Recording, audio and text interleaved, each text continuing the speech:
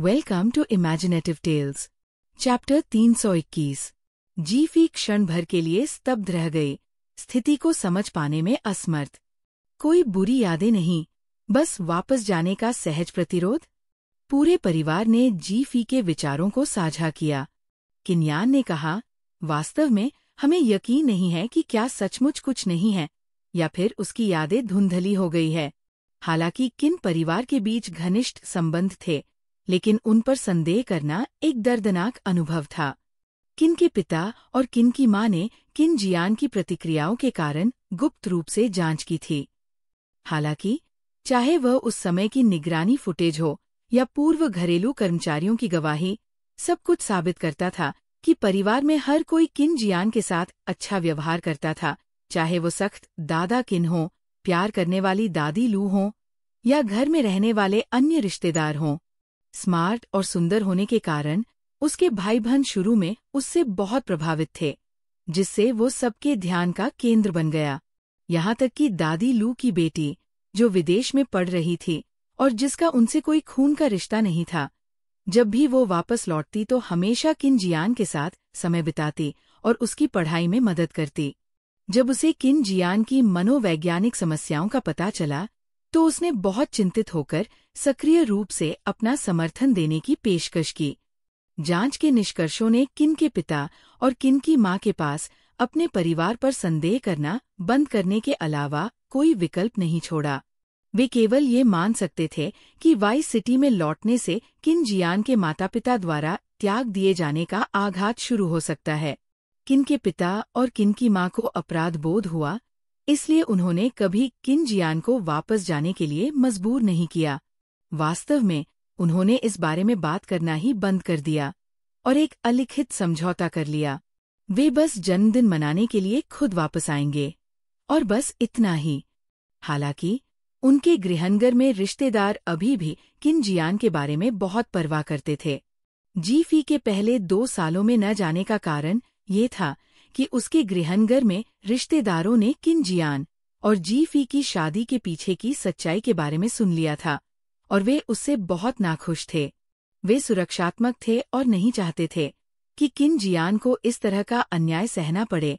उनका मानना था कि किन के पिता और किन की मां ने एक बार फिर किन जियान को निराश किया है। चूंकि किन जियान वापस नहीं आ रही थी, इसलिए उन्हें जीफी से मिलने की भी जरूरत नहीं थी।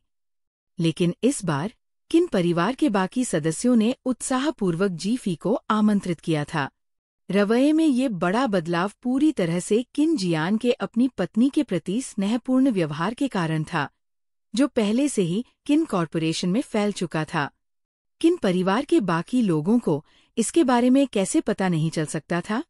क्योंकि वे किन शियान से प्यार करते थे, वे स्वाभाविक रूप से घर की नई महिला को देखना चाहते थे। किन के पिता और किन की मां उसे दिखाने के लिए उत्सुक थे, क्योंकि जीफी ने वास्तव में किन जियान में सर्वश्रेष्ठ गुणों को सामने लाया था। हालांकि किन जियान अब जीफी से अलग रहना बर्दाश्त नहीं कर सकता था, खासकर तब जब पूरा परिवार वाई सिटी लौट रहा था। वे झिझक रहे थे और सोचा कि शादी तक इंतजार करना बेहतर होगा, ताकि सभी को साथ लाया जा सके। उन्हें एक छोटी सी चिंता भी थी। जबकि विस्तृत किन परिवार जीफी के विचारों को नहीं सुन सकता था, तो निकटतम परिवार के बारे में क्या? जीफी की विशेष स्थिति अभी भी स्पष्ट नहीं थी, इसलिए इसमें बहुत अधिक लोगों को शामिल न करना ही बेहतर था। इस बिंदु पर किन परिवार स्वाभाविक रूप से जीफी की राय लेना चाहता था। जीफी का दिमाग पूरी तरह से किन जियान में लगा हुआ था।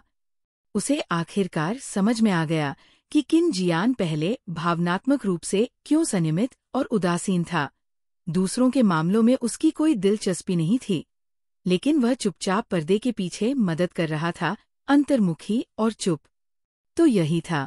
जीफी का दिल तीव्रता से दुखने लगा और वो अचानक किन जियान को गले लगाना चाहती थी। जब किन परिवार ने उसके विचार पूछे, तो जीफी ने सीधे जवाब दिया, मेरे पति जहां भी होंगे, मैं वहीं रहूंगी। मैं उनसे अलग होने से इनकार करती हूँ। उसने अतिशयोक्तिपूर्ण दृढ़ता के साथ ये घोषणा की। जैसे ही किन जियान दरवाजे पर पहुंचा और उसकी बातें सुन ली, किन जियान ने पलकें झपकाईं। दरवाजे पर जम गया। उसका चेहरा लाल हो गया। उसने हल्की खांसी की और आखिरकार कहा, मैंने तुमसे कहा था, अगर तुम मेरे साथ कंपनी में आना चाहती हो तो ये कोई विकर्षण नहीं होगा। जीफी। किन परिवार को एहसास हुआ कि किन जियान ने पहले की बातचीत नहीं सुनी थी, इसलिए उन्होंने राहत की सांस ली। वे खुद को हंसने और रोने से नहीं रोक पाए। ये दोनों उन्हें फिर से कुत्ते का खाना खिला रहे थे। बेशक किन जियान इतना भी अनजान नहीं था। उसने ये भी देखा था कि किन परिवार के बाकी लोग वाई सिटी लौटने की योजना बना रहे थे। उसे दादाजी किन का जन्मदिन याद था। हर साल वह उन्हें उपहार भेजता था और कभी कभी बूढ़े आदमी के साथ वीडियो चैट भी करता था, लेकिन वो खुद को वापस जाने के लिए मजबूर नहीं कर पाता था। उस स्थान के बारे में सोचते हुए किन शियान की भावनाएं अब बहुत शांत हो गई थीं। लेकिन अगर उससे पूछा जाता कि क्या वह वहां जाना चाहता है, तो जवाब अभी भी नहीं होगा। हालांकि जीफी के बारे में सोचते हुए उसका दिल गर्मजोशी से भर गया। ऐसा अवसर जीफी को अपने साथ ले जाने का सही मौका होगा। जैसे ही किन जियान असामान्य रूप से अनिर्णायक थी, दादा किन ने फोन किया। किन शियान जब फोन की घंटी बजी तो वह दस्तावेज संभाल रहा था। उसने मुस्कुराते हुए कहा, फेई फेई, क्या तुम मेरे लिए फोन उठा सकती हो? जीफी, जो वास्तव में उनके साथ काम पर थी और ऑनलाइन मनोरंजन संबंधी गपशप देख रही थी, ने फोन उठाया। इससे पहले कि वह कुछ बोल पाती, उसने दूसरी तरफ से एक कर्कश, वृद्ध आवाज सुनी। किन जियान, क्या तुम इस बूढ़े आदमी के जन्मदिन के भोज में फिर से शामिल होने की योजना नहीं बना रही हो? जीफी क्षण भर के लिए स्तब्ध रह गई, लेकिन तुरंत विनम्रता से जवाब दिया, नमस्ते, दादाजी किन। मैं जीफी बोल रही हूँ। कृपया रुकें, मैं फोन किन जियान को दे देती हूँ। दूसरी ओर से व्यक्ति आश्चर्यचकित था, लेकिन जीफी एक अपरिचित बुजुर्ग के साथ छोटी-मोटी बातचीत में शामिल नहीं होना चाहता था, इसलिए उसने जल्दी से फोन सौंप दिया। किन जियान ने आवाज पहचान ली, फोन लिया और कहा, दादाजी। दादाजी किन ने उत्सुकता से कहा, क्या अभी वो तुम्हारी पत्नी थी? तुम काम के घंटों के दौरान साथ रहते हो? और तुमने उसे अपना फोन उठाने दिया? लगता है कि अफवाहें सच है। यद्यपि दादाजी किन का स्वर हल्का फुल्का लग रहा था, लेकिन उनका भाषण कुछ हद तक कठिन था तथा पृष्ठभूमि में श्वास मशीन की आवाज भी शामिल थी। फेई फेई मेरे साथ काम पर आ रही है। दादाजी, आप क्यों बुला रहे हैं? जीफी ने किन जियान को सावधानी से देखा, क्योंकि उसने दूसरी तरफ दादा किन की थोड़ी गहरी आवाज सुनी। इस साल मेरा 90वां जन्मदिन है। रिश्तेदारों और मेहमानों का जमावड़ा अब तक का सबसे पूरा और सबसे बड़ा होगा। किन परिवार के वर्तमान मुखिया के रूप में क्या आपको और घर की महिला को आधिकारिक रूप से उपस्थित नहीं होना चाहिए? किन जियान की आंखें चमक उठीं जब उसने जीफी की ओर देखा। जीफी ने कंधे उचकाकर संकेत दिया कि उसे कोई आपत्ति नहीं है। मुझे दिखावे की परवाह नहीं है। अगर किन जियान नहीं जाना चाहती, तो हम भी नहीं जाएंगे। बाकी सब अप्रासंगिक है। किन जियान ने अपने दिल में गर्माहट महसूस की और जीफी को एक हाथ से गले लगाने से खुद को रोक नहीं सका। उसकी उपस्थिति का आनंद ले रहा था। कोई जवाब न सुनकर दादा किन ने कहा, मैं अपने शरीर को अच्छी तरह से जानता हूँ। मुझे यकीन नहीं है कि मुझे अगले साल एक और जन्मदिन की दावत आयोजित करने का मौका मिलेगा या नहीं। मैं इस अवसर का लाभ उठाना चाहता हूँ। जब तक मैं अभी भी जीवित हूँ, तुम्हारा समर्थन करने, तुम्हारे साथ खड़े होने और तुम्हारे लिए रास्ता बनाने के लिए। दादा किन के इरादे वाकई नेक थे। उनके सभी वंशजों में से किन जियान ही एकमात्र ऐसा व्यक्ति था जिसे उनसे व्यक्तिगत रूप से संपर्क किया गया था, और यह इतने प्रेरक लहजे में दिया गया था, जो पूरी तरह से किन जियान की अनूठी परिस्थितियों के कारण था। आखिरकार किन के पिता जल्दी सेवानिवृत्त हो गए थे और किन जियान ने इतनी कम उम्र में विशाल किन कॉरपोरेशन की कमान संभाल ली थी। हालांकि उनकी योग्यताएं निर्विवाद थीं, उन्होंने कंपनी को नई ऊंचाइयों तक पहुंचाया था, लेकिन उनके अनुभव की कमी के कारण अक्सर कुछ लोग परेशानी में पड़ जाते थे। दादा किन इस अवसर का उपयोग सभी को आमने सामने मिलने देने और ये सुनिश्चित करने के लिए करना चाहते थे कि किन परिवार अभी और भविष्य में वफादार बना रहें। आखिरकार मानव हृदय अप्रत्याशित होते हैं, जबकि वर्तमान पीढ़ी ठीक हो सकती है। कौन जानता है कि अगली पीढ़ी क्या महत्वाकांक्षाएं पाल सकती है। चैप्टर 322। भले ही इसका मतलब भावनात्मक हेरफेर का सहारा लेना हो, दादा किन चाहते थे कि किन जियान यात्रा पर जाए। आखिरकार अगर कोई पूछे कि परिवार का मुखिया क्यों नहीं आया और जवाब मिले बचपन के आघात के कारण, तो ये बिल्कुल शर्मनाक होगा। लोग सहानुभूति नहीं जताएंगे। जितना अधिक वह इसके बारे में सोचता, उतना ही अधिक उसे महसूस होता कि किन जियान के माता पिता अत्यधिक सतर्क हो रहे थे। इतने सालों के बाद क्या किन जियान ठीक ठाक नहीं चल रहा था? वह एक युवा और बेहतरीन बिजनेस लीडर बन गया था। वह वाई सिटी की यात्रा कैसे नहीं संभाल सकता था? दादाजी किन उस पीढ़ी से थे जो मानती थी कि कठिनाइयों को सहन करना ही महानता की कुंजी है। आखिरकार मैंने जो कहा, तुम मेरे इरादे समझ गए हो, है ना? क्या तुम आ सकते हो? दादाजी किन ने थके हुए स्वर में पूछा। किन जियान ने अंततः जवाब देने से पहले एक पल के लिए अपनी आंखें बंद कर लीं। ठीक है, मैं जीफी के साथ जाऊंगा। दादाजी किन ने राहत की सांस ली। उनकी आवाज खुशी से भरी हुई थी। अच्छा, अच्छा, अच्छा। फोन रखने के बाद किन जियान ने जीफी की ओर देखा, जो उसकी बाहों में लिपटी हुई थी, और मुस्कुराया। हम परिवार के साथ वाई सिटी में एक महीना बिताने जा रहे हैं। जीफी की नज़र उसकी नज़र से मिली, गहरी और विचारपूर्ण। क्या हुआ? जाना नहीं चाहते? किन जियान ने पूछा। मुझे उसके लिए बहुत बुरा लग रहा है। वो वही है जो जाना नहीं चाहता। किन जियान रुक गया। उसे लगा जैसे उसके दिल में एक गर्म ज्वाला जल रही है। वह नीचे झुका और धीरे से जीफी के होठों को चूमा।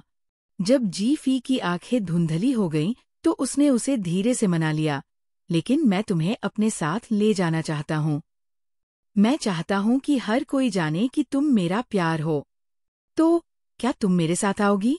जीफी इतनी मंत्रमुग्ध हो गई कि वह समझदारी से काम लेने और प्रेम में पागल मूर्ख न बनने की अपनी प्रतिज्ञा भूल गई। उसने सहमति में सिर हिलाया। उसके गाल लाल हो गए। किन जियान की आंखें स्नेह से भरी हुई थीं और वह हंस रहा था। वैसे वहाँ का उच्च समाज और मनोरंजन मंडल यहाँ से काफी अलग है। तुम्हें शायद बहुत सारी मजेदार गपशप सुनने को मिलेगी। उत्साहित हो? जीफी ने तुरंत चौंकते हुए कहा। तुम्हारा मतलब है कि वे नहीं जानते कि मैं गॉसिप क्वीन और मनोरंजन उद्योग की अंतिम न्यायाधीश हूँ? किन जियान हंसा। वो स्पष्ट रूप से इस बात से प्रसन्न था कि जीफी ने पहले ही इस व्यक्तित्व को अपना लिया था। शायद नहीं, उन्होंने कहा, फिर परेशानी भरी सांस ली। लेकिन मैं जिस बात को लेकर वास्तव में चिंतित हूँ, वह है मेरी चाची और चाचाओं के पारिवारिक मामलों की स्थिति। जीफी ने नकली झुंझलाहट में उसे चुटकी काटी। किन जियान ने तुरंत खुद को सुधारा। नहीं, मेरा मतलब है, अगर उनके परिवारों में कोई समस्या है, तो वे स्थिति को बचाने के लिए फेई के न्यायोचित निर्णय पर भरोसा करेंगे। जीफी हंस पड़ी, लेकिन अचानक उसके दिमाग में एक विचार कौंधा, जिसे वो तुरंत समझ नहीं पाई। जब वे किन परिवार के घर लौटे और सभी को किन जियान के निर्णय के बारे में पता चला, तो वे सदमे में आ गए। क्या तुम्हें यकीन है कि ये ठीक है? किन की माँ ने चिंतित होकर पूछा। अपने आप पर दबाव मत डालो, मैं तुम्हें समझा दूंगा, किन के पिता ने जल्दी से कहा। किन यान ने भौहें सिकोड़कर ध्यान से देखा। किन जियान ने हल्के से मुस्कुराते हुए उन्हें आश्वासन दिया कि सब ठीक है, लेकिन परिवार अभी भी चिंतित था। यहाँ तक कि किन झाओ और किन रोंग, जो विदेश में थे, समूह चैट पर नजर रखते रहे और आराम नहीं कर पा रहे थे। उसके बाद किन जियान ने खुद को काम में झोंक दिया, महीने भर की अनुपस्थिति की तैयारी में। हालांकि इसका अधिकांश हिस्सा दूर से ही संभाला जा सकता था, फिर भी पहले बहुत कुछ करना बाकी था। उनके प्रस्थान से एक दिन पहले किन के माता पिता अभी भी चिंतित थे कि किन जियान अचानक बीमार पड़ सकती है। जब तक वे निजी विमान में सवार नहीं हो गए और विमान बिना किसी घटना के उड़ान नहीं भर गया, तब तक सभी को धीरे धीरे राहत महसूस नहीं हुई। उन्होंने इस बारे में बातचीत की कि किन झाओ और किन रोंग विदेश से सीधे वाई सिटी के लिए उड़ान भर रहे थे। वे पहले ही निकल गए थे और सभी को लेने के लिए सबसे पहले पहुंचेंगे। तभी किन जियान ने जम्हाई ली। तुम आजकल बहुत मेहनत कर रहे हो। तुम कल रात देर तक जागते रहे। तुम अंदर जाकर थोड़ी देर क्यों नहीं सो जाते? किन के पिता ने सुझाव दिया। वे सोफा क्षेत्र में बैठे थे। उनके पीछे एक निजी कमरा था जिसमें एक बड़ा बिस्तर था। किन जियान वाकई थक गया था। विमान के स्थिर होते ही वो उठा और पीछे की ओर चला गया और जल्द ही गहरी नींद में सो गया। मुख्य केबिन में मौजूद सभी लोगों ने अपनी आवाज धीमी रखने की कोशिश की। फेई फेई, तुम अंदर जाकर उसके साथ क्यों नहीं रहती? किन के पिता ने सुझाव दिया। किन की माँ ने चिंतित होकर कहा, उसके तापमान पर नजर रखना। मुझे चिंता है कि उसे अचानक बुखार हो सकता है। किन यान ने कहा, अगर कुछ भी हो तो हमें फोन करें। जी फी ने सिर हिलाया और पीछे की ओर चली गई। चलते समय उसने किन की माँ और पिताजी की फुसफुसाहट सुनी, जो चुपचाप प्रार्थना कर रहे थे कि वाई सिटी पहुंचने के बाद किन जियान ठीक हो जाए। फिर वे खुद को दोषी मानने लगे। जी फी को पता था कि किन के माता पिता अभी भी किन जियान के अतीत को लेकर अपराध बोध से ग्रस्त है, लेकिन ये निश्चित नहीं है कि ये उनकी गलती है भी या नहीं। रुको, मुझे समझ आ गया।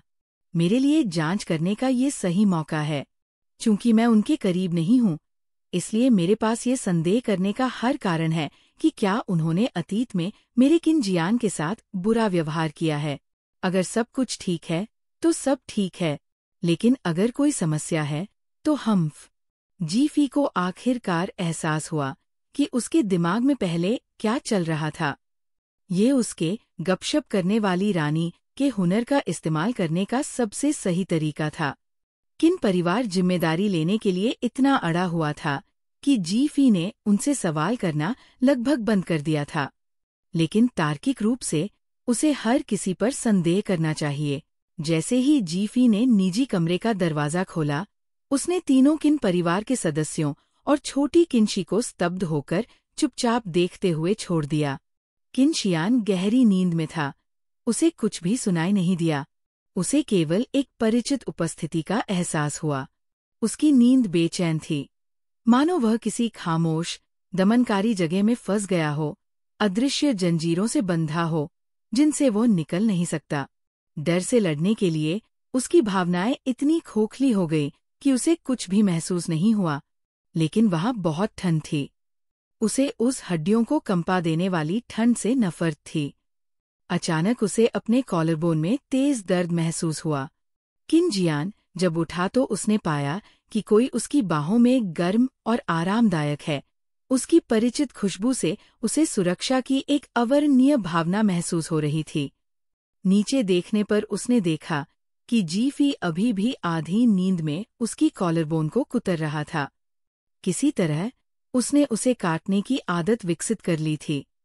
किन जियान के चेहरे पर बर्फीले भाव, जो उसके बुरे सपने का अवशेष था, पिघल गया। उसकी आंखों में कोमलता भर गई जब उसने जी फी के माथे को अपनी नाक से सहलाया और आखिरकार उसे अपना कॉलरबोन छोड़ने के लिए मजबूर कर दिया। जी फी शुरू में किन जियान पर नजर रखने और ये सुनिश्चित करने के लिए अंदर गई थी कि वह ठीक है, लेकिन लंबी उड़ान ने उसे नींद में डाल दिया। इससे पहले कि वह कुछ समझ पाती, वह किन जियान से भी ज्यादा गहरी नींद में सो गई। नींद में वह किन जियान के करीब आकर बैठ गई, जो अपना संयम बनाए रखने की कोशिश कर रहा था। आखिरकार वे विमान में थे और परिवार बाहर ही था। वह अपना संयम नहीं खो सकता था। सौभाग्यवश विमान उतरने ही वाला था। जब घोषणा हुई, किन जियान ने धीरे से जी फी को जगाया। अभी भी बेहोशी की हालत में जी फी ने किन जियान के चेहरे को छूने के लिए हाथ बढ़ाया। तुम्हें कैसा लग रहा है? क्या तुम ठीक हो? वाई सिटी का दृश्य सामने आया और कमरे के बाहर बैठे किन परिवार के 3 सदस्य फिर से तनावग्रस्त हो गए। हवाई अड्डे पर किन झाओ और किन रोंग ने उन रिश्तेदारों से मुलाकात की जो उन्हें लेने आए थे। समूह बड़ा था और काफी हंगामा हुआ, यहाँ तक कि कुछ पपराजी ने चुपके से तस्वीरें भी खींची। रिश्तेदार किन झाओ और किन रोंग से पुष्टि करने के लिए पूछते रहे, क्या किन जियान वास्तव में आ रही हैं? हालांकि वे चिंतित थे, लेकिन दोनों ने अपना संयम बनाए रखा। उसने कहा कि वह अपनी पत्नी को सभी से मिलवाने के लिए साथ ला रहा है। बेशक, वो आ रहा है। इस बीच निजी कमरे में किन जियान ने जीफी के नींद भरे चेहरे को देखा और खुद को हंसने से रोक नहीं सका। उसने उसके चेहरे को अपने हाथों में लिया और उसे चूमा, ये साबित करते हुए कि वो बिल्कुल ठीक है और चिंता की कोई बात नहीं है। चैप्टर 323। किन जियान और जीफी को आसानी से बाहर निकलते देख किन परिवार ने राहत की सांस ली। जैसे ही परिवार गलियारे से बाहर निकला, उन्होंने किन झाओ और किन रोंग को भीड़ के बीच खड़े देखा, जो उत्साह से उनकी ओर हाथ हिला रहे थे। सबसे पहले सभी का ध्यान किन जियान पर गया। उसे अच्छे मूड में देखकर वे ये सोचने से खुद को रोक नहीं पाए कि उसे इस शहर को छोड़े हुए 20 साल हो गए हैं, जब वह केवल 8 या 9 साल का था। हालांकि कई रिश्तेदार उससे पिछले कई सालों में कहीं और मिल चुके थे, लेकिन उसे अपने गृहनगर में देखना एक अलग ही महत्व रखता था। जब उन्होंने पुष्टि कर ली कि किन जियान ठीक है, तो उनका ध्यान तुरंत जीफी पर चला गया, जो उसकी बाह पकड़े हुए थी, और निश्चित रूप से शो की छोटी स्टार किनशी पर। किन यान द्वारा अपने बेटे किनशी को वापस पाने की खबर स्वाभाविक रूप से परिवार के साथ साझा की गई थी। हालांकि पिछला पारिवारिक पुनर्मिलन भोज जल्दबाजी में आयोजित किया गया था। किन परिवार ने इसे अपने गृहनगर में आयोजित करने का इरादा किया था, लेकिन किनशी की स्कूली शिक्षा और उनके सामाजिक दायरे में एकीकरण के कारण इसे स्थानीय रूप से आयोजित किया गया, जिसमें केवल उसी शहर के रिश्तेदार शामिल हुए। करीबी रिश्तेदार विभिन्न कारणों से उपस्थित नहीं हो पाए थे और इसके बजाय उन्होंने उपहार भेजे थे। इसलिए जीफी की तरह ये उनकी किनशी से पहली मुलाकात थी। स्वाभाविक रूप से जीफी ने उनकी जिज्ञासा को बढ़ाया। इस महिला के प्रति उनकी भावनाएं जटिल थीं। आखिरकार जीफी का अपने पद पर पहुंचना सम्मानजनक नहीं था और उसने किन परिवार के मुखिया से विवाह किया था। कई लोगों ने ऐसी महिला के कुलमाता बनने को अस्वीकार कर दिया था, लेकिन ऐसा लगता था कि समय के साथ दोनों एक दूसरे के प्रति सच्चे दिल से प्यार करने लगे थे। रिश्तेदार होने के नाते उन्हें अपने परिवार से प्यार करना चाहिए, इसलिए ऊपरी तौर पर वे जीफी को कोई परेशानी या शर्मिंदगी नहीं पहुंचाएंगे। ऐसा करना किन जियान के चेहरे पर थप्पड़ मारने जैसा होगा और वे पारिवारिक संबंधों को नुकसान पहुंचाने के लिए इतना आगे नहीं जाएंगे। फिर भी अंदर ही अंदर उनके मन में कुछ शंकाएं थीं। उन्हें आशा थी कि इस सभा के माध्यम से वे उसे बेहतर तरीके से जान सकेंगे। पहली नज़र में उसने एक अच्छी छाप छोड़ी, हमेशा मुस्कुराती रहती थी, अच्छी दिखती थी और किन जियान के साथ एक स्वाभाविक केमिस्ट्री साझा करती थी। ये विश्वास करना कठिन था कि वह ऐसी लड़की थी जो छलकपट करने की रणनीति अपनाती थी। जैसे ही वे ये सोच रहे थे, किन झाओ और किन रोंग दौड़कर आए। किन झाओ ने मुस्कुराते हुए परिवार का अभिवादन किया। किन रोंग और भी सीधे थे, उन्होंने तुरंत जीफी के साथ हाथ मिलाया। दूसरी भाभी, मुझे आपकी बहुत याद आई। किन की माँ और किन यान ने तुरंत ईर्ष्या का नाटक किया। हमारे बारे में क्या? मैंने सबको याद किया। किन रोंग ने मीठी मुस्कान के साथ जवाब दिया। क्या रोंग रोंग अधिक सुंदर हो गई है? जीफी ने चिढ़ाते हुए कहा। किन रोंग की आंखें चमक उठीं जब उसने जीफी को देखा, लगभग प्रशंसा से भरी हुई। क्या ऐसा हो सकता है? वह प्यार में है? कृपया उसे फिर से मूर्ख न बनने दें। किन रोंग, उफ़, मेरी पिछली गलतियों को मत उठाओ। जब पूरे परिवार ने जिज्ञासा से उसकी ओर देखा तो किन रोंग ने तुरंत अपना सिर हिलाकर इनकार कर दिया। तुम अपना सिर क्यों हिला रहे हो? जीफी ने उत्सुकता से पूछा। किन रोंग ने उस पर गुस्सा किया। वो शायद सोच रही होगी कि क्या वह कुछ देख रही है क्योंकि तुम भी सुंदर हो गई हो। किन झाओ ने अभी भी चिढ़ाते हुए कहा, तो तुम्हें लगता है कि मैं भी सुंदर हो गई हूँ? जीफी हंसी। किन झाओ ने हंसते हुए कहा, बेशक, लेकिन शायद ये मेरे दूसरे भाई की बदौलत है। प्यार चमत्कार करता है ना? उसने किन जियान को चंचलता से धक्का दिया तथा इस दुर्लभ अवसर का लाभ उठाते हुए उसे संदेशों के माध्यम से नहीं, बल्कि व्यक्तिगत रूप से चिढ़ाया।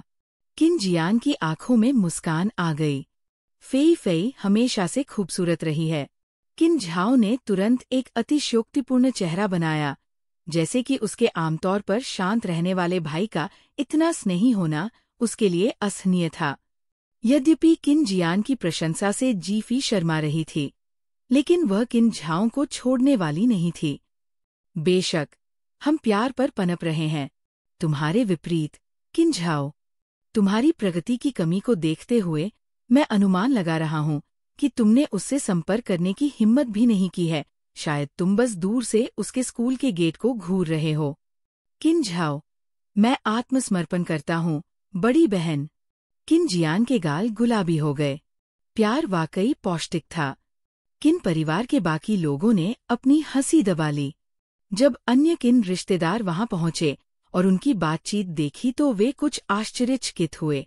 इससे उन्हें स्पष्ट एहसास हुआ कि अफवाहों के बावजूद किन परिवार की दूसरी शाखा ने वास्तव में जीफी को अपने में से एक के रूप में स्वीकार कर लिया था। जब जीफी बाहर निकली और भीड़ को देखा तो उसके चेहरे पर तुरंत चमकीली मुस्कान आ गई। वह नए साल के जश्न के साथ होने वाले पारिवारिक पुनर्मिलन के लिए तैयार थी। हालांकि ऐसी सार्वजनिक जगह पर सभी का व्यक्तिगत रूप से परिचय कराना उचित नहीं था। इसके बजाय बुजुर्गों ने समूह की ओर से अभिवादन का आदान प्रदान किया और वे सभी बाहर निकल गए और योजना बनाई कि पुरानी पारिवारिक संपत्ति पर पहुंचने पर सभी का औपचारिक रूप से परिचय कराया जाएगा। किन परिवार की दूसरी शाखा के सभी लोग एक ही गाड़ी में बैठे थे। जैसे ही वे एक साथ आए, बातचीत अंतहीन रूप से चलने लगी, जो हंसी और बकबक से भरी हुई थी। अन्य गाड़ियों में माहौल बिल्कुल अलग था। सबसे बड़ी शाखा, जो कि आंटी के परिवार का प्रतिनिधित्व करती थी, में कोई भी बुजुर्ग मौजूद नहीं था। चूंकि आंटी और अंकल बड़े थे, इसलिए उन्होंने एक दूसरे के पास आना जाना बंद कर दिया था। उनकी जगह उनके चचेरे भाई बहन आए थे। सबसे बड़ी चचेरी बहन किन वेंक्यांग अपने पति और बच्चे के साथ अपने अविवाहित छोटे भाई को भी साथ लेकर आई थी। वेंक्यांग, इस बार किन जियान का मूड अच्छा लग रहा है। क्या आपको लगता है कि हमें उसके साथ निवेश के अवसर पर बात करनी चाहिए? उसके पति ने गाड़ी चलाते हुए कहा। किन वेंक्यांग ने भौहें सिकोड़ी। क्या हमने पहले इस मुद्दे को नहीं उठाया था? उसे नहीं लगा कि ये उचित है। ये सब दूर से ही किया गया था। अब जब हम व्यक्तिगत रूप से मिल रहे हैं तो शायद कुछ ड्रिंक्स और कुछ गर्मजोशी भरे आतिथ्य के बाद वह पुनर्विचार करेगा। ये वास्तव में एक अच्छा प्रोजेक्ट है। शायद वह अभी तक इसे पूरी तरह से समझ नहीं पाया है, उसके पति ने जोर दिया। किन वेंक्यांग ने अधीरता से उत्तर दिया, ये पहले से ही एक बड़ी बात है कि किन जियान दादाजी के जन्मदिन समारोह के लिए यहाँ है। चलो उसे किसी अजीब स्थिति में न डालें। उसके पति का स्वर और भी सख्त हो गया। इसमें क्या अजीब होगा? आप इसे सिर्फ इसलिए खारिज नहीं कर सकते क्योंकि यह किन कॉर्पोरेशन का हिस्सा नहीं है। ये हमारी निवेश कंपनी है जिस पर हमने कड़ी मेहनत की है। तुम्हारा क्या मतलब है? किन वेंक्यांग ने झल्लाकर कहा। अगर मुझे परवाह नहीं होती तो मैं पहले ही किन जियान के सामने ये बात नहीं उठाता। दादाजी ने खुद कहा था कि हमारे परिवार में किन जियान से बेहतर बिजनेस सेंस किसी के पास नहीं है। वह एक जीनियस है। उसके पति के चेहरे पर एक अजीब सा भाव उभर आया। तुम्हारा छोटा भाई भी बहुत प्रतिभाशाली है। किन्जी, जो अपनी भतीजी के साथ पीछे की सीट पर बैठकर संगीत का खेल खेल रहा था, ने हल्की मुस्कान के साथ ऊपर देखा। मैं किन जियान की तुलना नहीं कर सकता। सबसे अच्छी बात यह है कि मैं संगीत में प्रतिभाशाली हूँ, लेकिन किन जियान वास्तव में प्रतिभाशाली है। मुझे अभी भी याद है कि कैसे उसने 8 साल के बच्चे के लिए गणित की समस्याओं को हल किया था, जब वो केवल 4 साल का था। किन वेंक्यांग खुद को हंसने से रोक नहीं पाए। तुम बात करने वाले लोगों में से हो। तुम अपने 4 साल के भाई से अपना होमवर्क करने के लिए विनती करते थे क्योंकि तुम पियानो बजाने में बहुत व्यस्त रहते थे। चाचा, क्या आप वाकई इतने बुरे हैं? 4 साल का बच्चा भी आपसे बेहतर कर सकता है? छोटी भतीजी ने मासूमियत से पूछा। किन यी ने शरारत से उसकी नाक पर चुटकी काटी। तुम नए लड़के किनशी से 1 साल बड़ी हो, लेकिन मैंने सुना है कि वह भी बहुत होशियार है। अगर तुम अपना होमवर्क नहीं कर सकती तो मेरे पास मत आना, उससे कहो कि वह तुम्हें मात दे। किन वेनक्यांग ने हंसते हुए कहा, मेरी बेटी को भ्रष्ट करने की हिम्मत मत करना। चैप्टर 324। बिल्कुल, मैं भी बेवकूफ नहीं हूँ। मैं उसके साथ प्रतिस्पर्धा करूंगा, लेकिन अगर वह मुझसे ज्यादा होशियार भी है तो भी कोई बात नहीं। मैं उससे मदद मांग सकता हूँ, जो मुझे नहीं आता। जब तक मैं सीखता रहूंगा, मैं उससे नहीं हारूंगा। यांग वेइवेई ने गर्व से कहा। ये तो अद्भुत है। किन यी ने तुरंत मुस्कुराते हुए उसके गाल पर चुटकी काटी। जैसे ही कार में माहौल ठीक होने वाला था, साले यांग फेंग ने फिर से काम का मुद्दा उठाया। कि नहीं, क्या आपको नहीं लगता कि हमें किन जियान से मदद मांगनी चाहिए? हम बस अपने दम पर कुछ हासिल करना चाहते हैं। हमेशा किन कॉरपोरेशन के तहत काम करना, हमेशा किन जियान के नियंत्रण में रहना। ये बुरा नहीं है, लेकिन इसमें कोई चुनौती नहीं है। हम अपना खुद का कुछ करना चाहते हैं। किन यी ने अपनी भतीजी की स्पष्ट निराशा को देखा और थोड़ा सा मुंह सिकोड़ लिया। उसकी नज़र यांग फेंग के सिर के पीछे पड़ी। किन वेनक्यांग नाराजगी में कुछ कहने ही वाला था कि किन यी बोल पड़ी। जीजाजी, आप जानते हैं कि मैं किन कॉरपोरेशन के मामलों में शामिल नहीं होती और मैं उन्हें समझती भी नहीं हूँ। लेकिन मुझे लगता है कि अगर किन जियान कहता है कि कुछ काम नहीं करेगा, तो शायद वो काम न करे। कम से कम उसके नेतृत्व में किन कॉरपोरेशन में कोई भी नई परियोजना कभी विफल नहीं हुई है। क्या किसी की आलोचना को स्वीकार करना इतना कठिन है? किन यी के शब्द कोमल थे, लेकिन उन्होंने यांग फेंग को प्रभावी रूप से चुप करा दिया। उसने आगे कहा, क्या मेरी बहन का अपना निर्णय नहीं है? किन वेनक्यांग को आश्चर्य हुआ, लेकिन उसने तुरंत जवाब दिया, ये सच है। पति, मुझे लगा कि आपका प्रोजेक्ट प्रस्ताव शुरू से ही दोषपूर्ण था, लेकिन आपने मेरी बात पर विश्वास नहीं किया। आपने किन जियान से पूछने पर जोर दिया और उसने भी कहा कि ये काम नहीं करेगा। आप क्यों नहीं सुनते? यांग फेंग की अभिव्यक्ति और भी गहरी हो गई। किन यी ने रियरव्यू मिरर में उसे देखा और उसे ये मजेदार लगा। उसके जीजा को वास्तव में अपनी जगह का पता नहीं था। व्यावसायिक कौशल के मामले में वो उसकी बहन की बराबरी भी नहीं कर सकता था। किन जियान की तो बात ही छोड़िए, वह इतना जिद्दी क्यों था? उद्योग में कोई भी व्यक्ति जिसे किन भाई बहनों में से किसी से भी अस्वीकृति मिलती थी, वो तुरंत अपने प्रोजेक्ट पर पुनर्विचार करता था। ऐसा नहीं था कि वे उसे कुछ और करने से रोक रहे थे। ठीक है, मैं अब और कुछ नहीं कहूंगा, यांग फेंग ने गुस्से में कहा। किन वेनक्यांग ने अपने पति की इज्जत बचाने के लिए जल्दी से बातचीत खत्म कर दी। इस बीच तीसरे चाचा किन के घर का माहौल भी तनावपूर्ण था। तीसरे चाचा किन खुद उन्हें लेने आए थे। आमतौर पर वे अपनी पत्नी को साथ लेकर आते, क्योंकि वे किन शियान को बहुत महत्व देते थे, लेकिन उनकी तबीयत ठीक नहीं थी और वे घर पर ही रहीं। तीसरे चाचा किन अपने बेटे किन हान और बेटी किन जियाक्सी को उनका स्वागत करने के लिए लेकर आए। किन हान के चेहरे पर कड़वाहट थी। मुझे अभी भी लगता है कि आज का रिसेप्शन बहुत ज्यादा है। अगर कुछ सीमाएं न होती तो क्या आप पूरे परिवार को इकट्ठा कर लेते? जब दूसरे चाचा का परिवार वापस आया तो हमने इतनी दूर तक नहीं जाना था। क्या सिर्फ इसलिए कि इस बार किन जियान यहाँ है? भले ही वो अभी किन कॉरपोरेशन का प्रबंधन कर रहा हो, लेकिन आप और चौथे चाचा बड़े हैं। क्या वाकई व्यक्तिगत रूप से आना जरूरी था? जहाँ तक मैं देख सकता हूँ, उसे ज्यादा परवाह नहीं है। तीसरे चाचा किन एक सख्त पिता थे।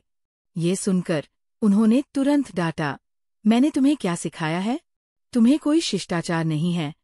किन जियान का वर्तमान स्वभाव आंशिक रूप से बड़ों के रूप में हमारी जिम्मेदारी है। उस समय अगर दूसरे भाई और दूसरी भाभी को परिवार का ध्यान बदलने की जरूरत नहीं होती, तो वे इतनी कम उम्र में किन जियान को पुरानी हवेली में अकेला नहीं छोड़ते। अपने माता पिता के बिना उसे मनोवैज्ञानिक समस्याएं हो गईं।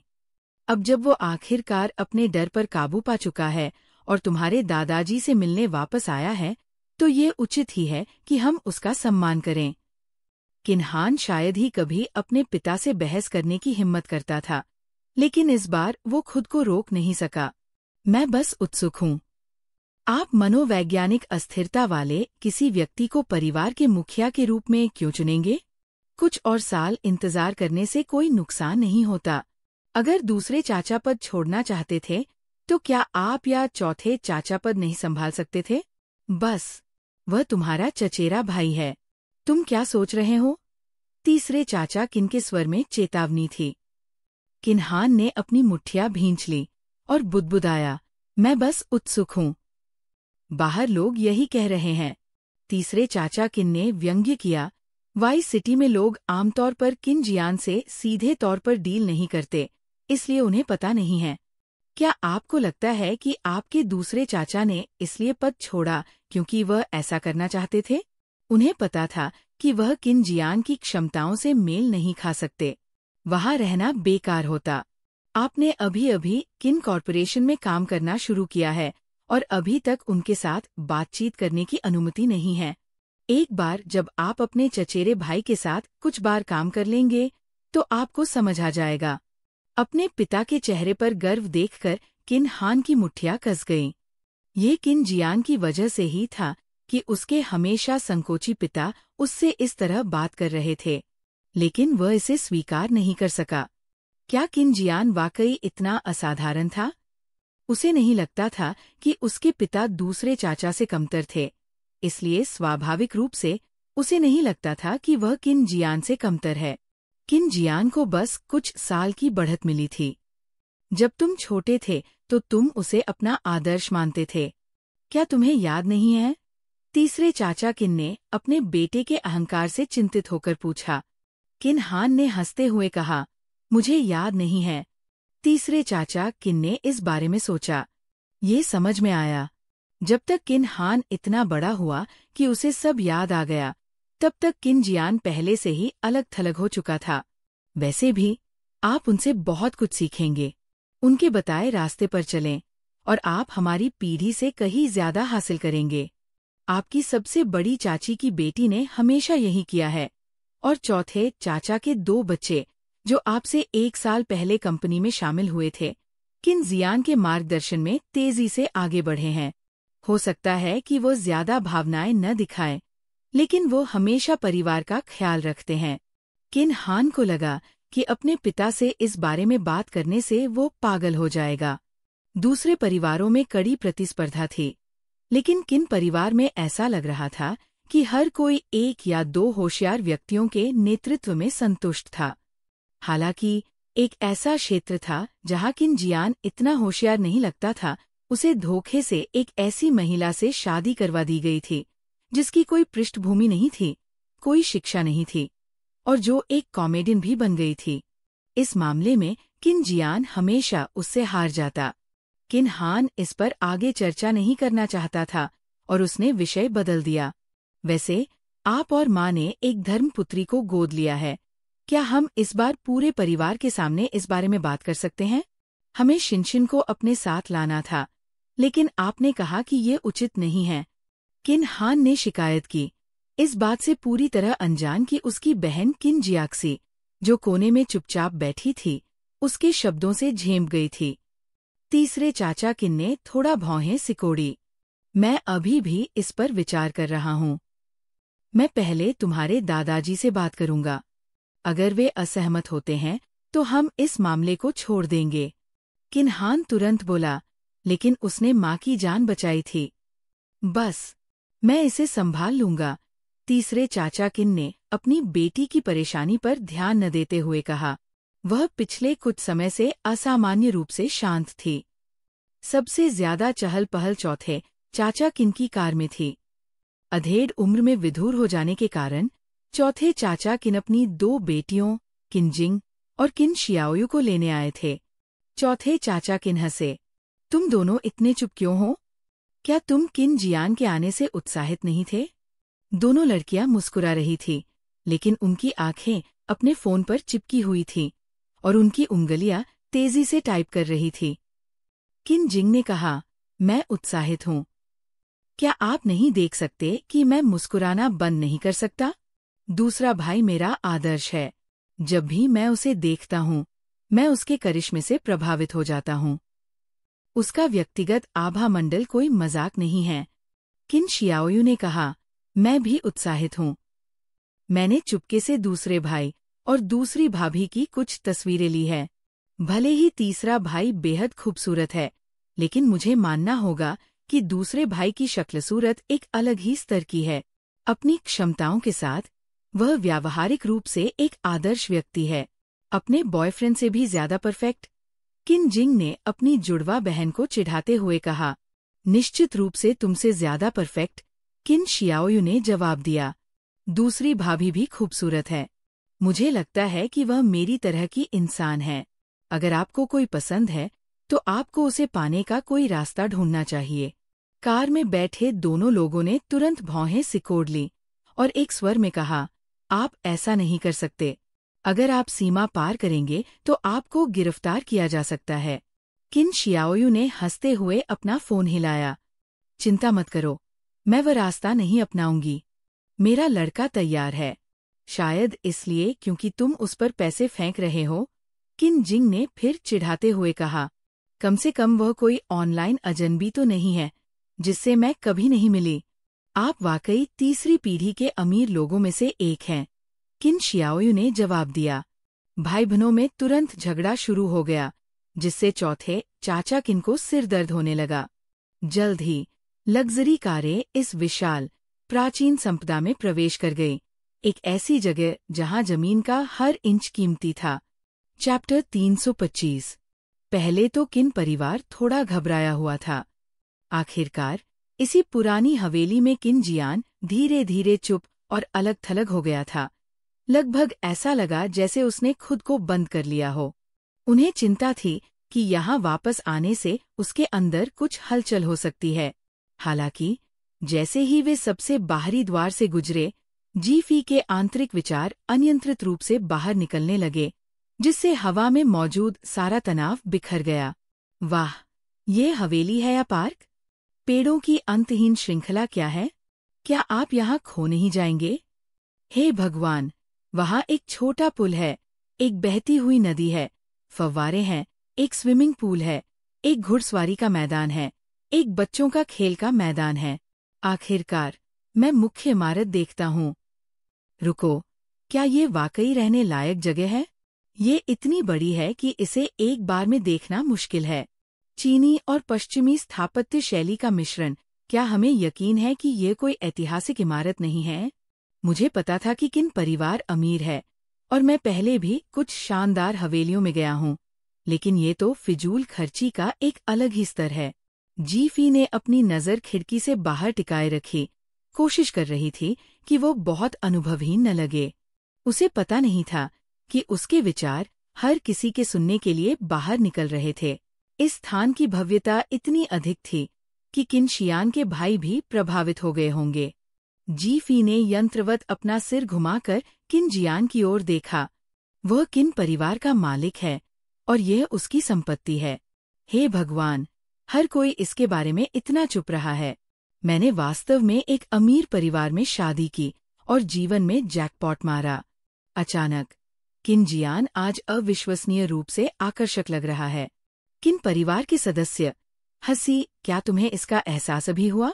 कार में शुरू में तनावपूर्ण माहौल दबी हुई हंसी में बदल गया। हर कोई इसे रोकने की कोशिश कर रहा था। उनके कंधे खुशी से हिल रहे थे। किन जियान के होंठ अनायास ही फड़क उठे और उसने अंदर ही अंदर आह भरी।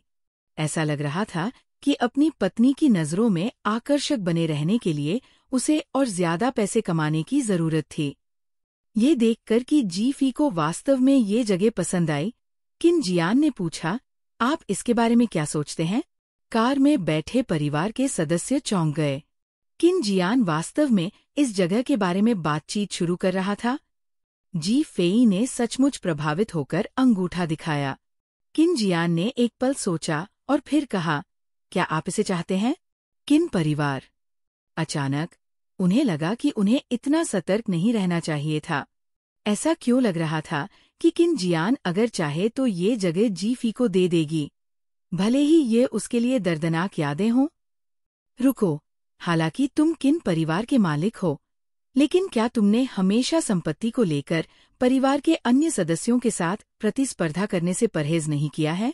अगर जीफी चाहती है, तो क्या तुम वाकई मालिकाना हक के लिए लड़ने जा रहे हो?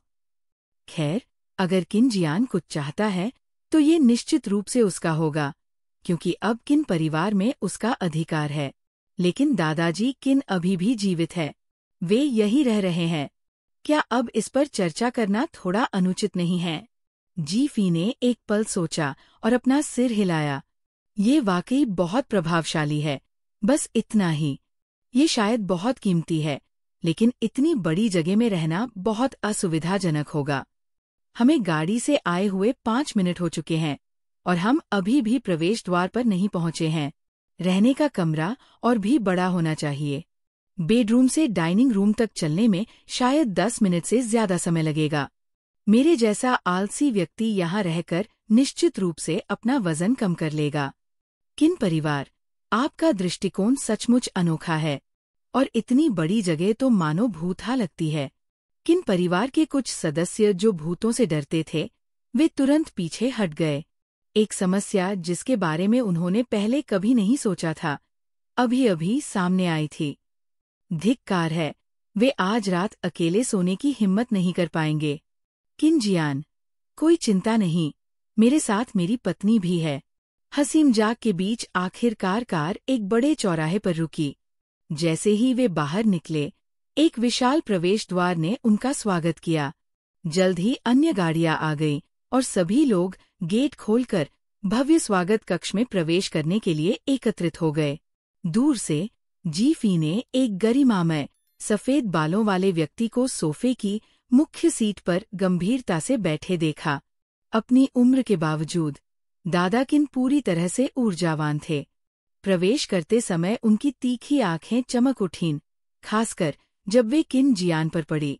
आंसू की एक झलक दिखाई दी और उसका शरीर थोड़ा हिल गया, लेकिन उसने अपना संयमित व्यवहार बनाए रखा। ये दादाजी किन थे। उसके बगल में दादी लवी बैठी थीं। उनका चेहरा दयालुता से भरा हुआ था, हालांकि उनकी आंखें लाल थीं। दादा किन के विपरीत दादी लवी शांत नहीं बैठ सकती थी। जैसे ही वे पास आए, वह सोफे से उठीं और उत्सुकता से चलकर सीधे किन जियान की ओर बढ़ी। आह, जियान, तुम आखिरकार यहाँ आ ही गए। अच्छा हुआ कि तुम आ गए। क्या यात्रा आसान रही? ओह, और यह फेई फेई ही होगी। वो बहुत सुंदर है, टीवी पर दिखने वाली से भी ज्यादा। किन जियान ने दादी लू का समर्थन किया। उनकी अभिव्यक्ति अभी भी शांत थी, लेकिन उनकी आंखें कोमल थीं।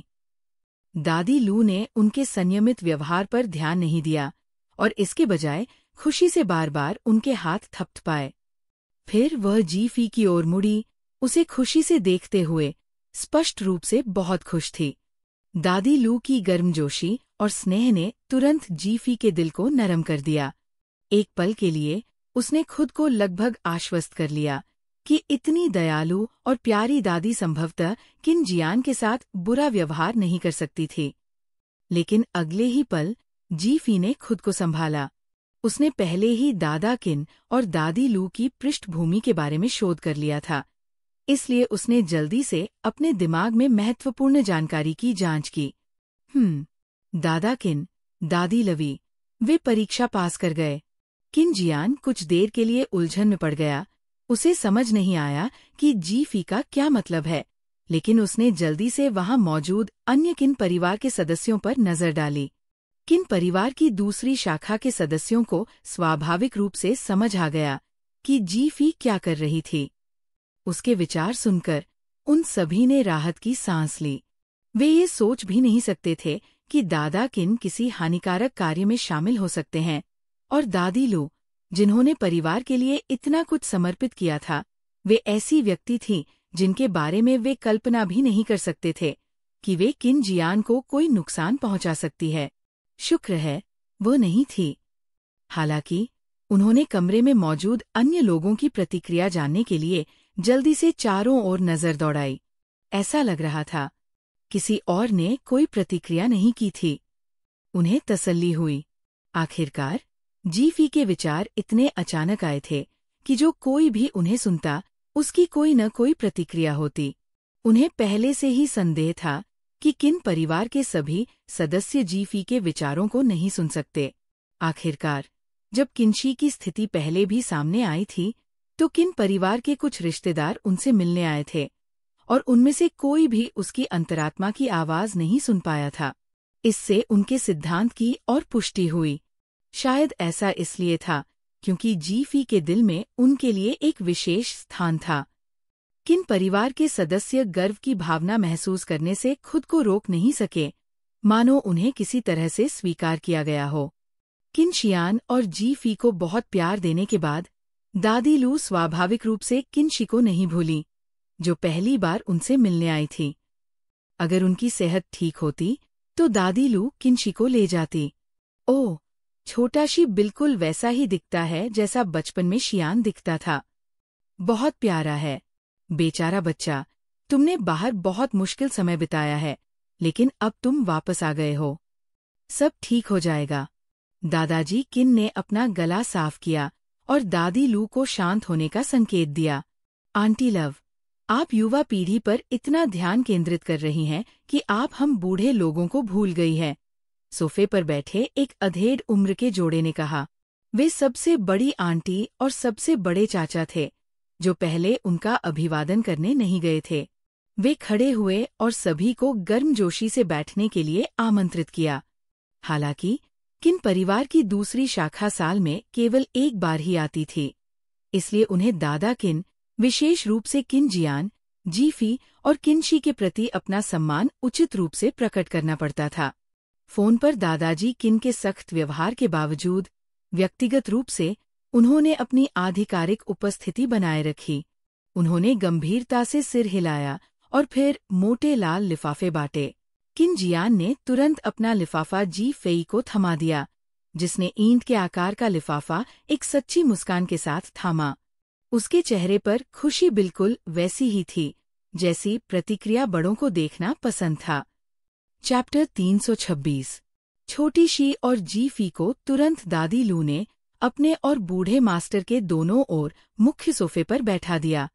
बाकी लोग धीरे धीरे अपनी सीटों पर बैठ गए। आंटी का परिवार, जो कि बड़ी उम्र का था, ज्यादातर पुश्तैनी घर में ओल्ड मास्टर के साथ रहता था।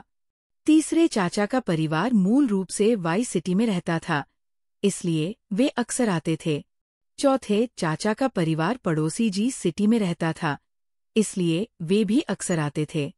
फिलहाल केवल पांचवी चाची और छठे चाचा ही गायब थे। पांचवी चाची के पति को कुछ व्यावसायिक समस्याओं का सामना करना पड़ा है, इसलिए उनका परिवार इस समय विदेश में है और वे इसे निपटाने में लगे हैं। वे शायद बाद में पहुंचेंगे। छठे चाचा का परिवार अपनी छोटी राजकुमारी के घर लौटने से पहले उसकी परीक्षाएं समाप्त होने का इंतजार कर रहा है, और सातवीं बहन का परिवार अभी भी विदेश में है, चाची ने मुस्कुराते हुए समझाया।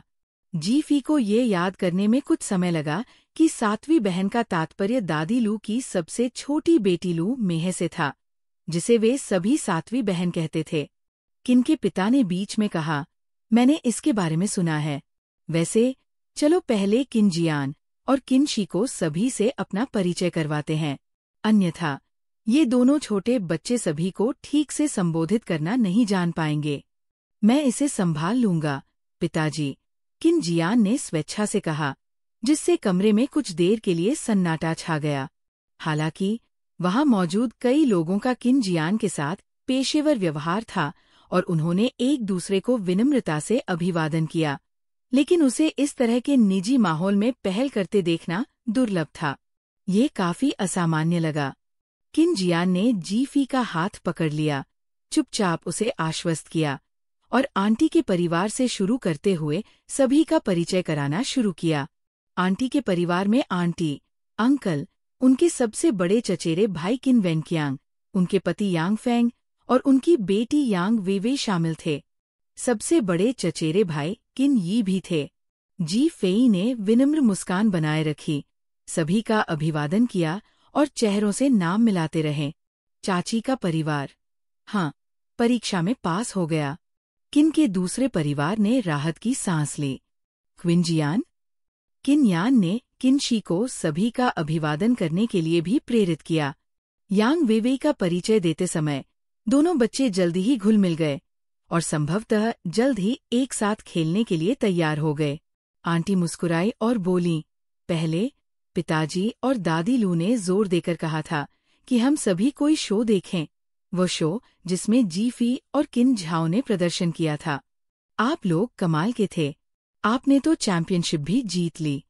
आंटी के इस खुलासे से सभी को पता चल गया कि ओल्ड मास्टर और दादी लू मुख्य भूमि के विभिन्न प्रकार के शो देख रहे थे, जिसमें जी फी और किन झाओ ने भाग लिया था। जबकि पुरानी पीढ़ी ने बारीकियों को नहीं समझा होगा या लाइव टिप्पणियों का पालन नहीं किया होगा, वे जानते थे कि ये जोड़ी हर बार जीतती थी। शुक्र है भगवान, उनके हावभाव से ऐसा लगता है कि उन्हें शो के इर्दगिर्द चल रहे ऑनलाइन ड्रामा के बारे में पता नहीं है, वरना मैं चैन से अपनी गपशप का लुत्फ नहीं उठा पाता। किन का दूसरा परिवार आंटी की बात पर हंसने से खुद को नहीं रोक सका, लेकिन किसी में चातुर्य की कमी थी।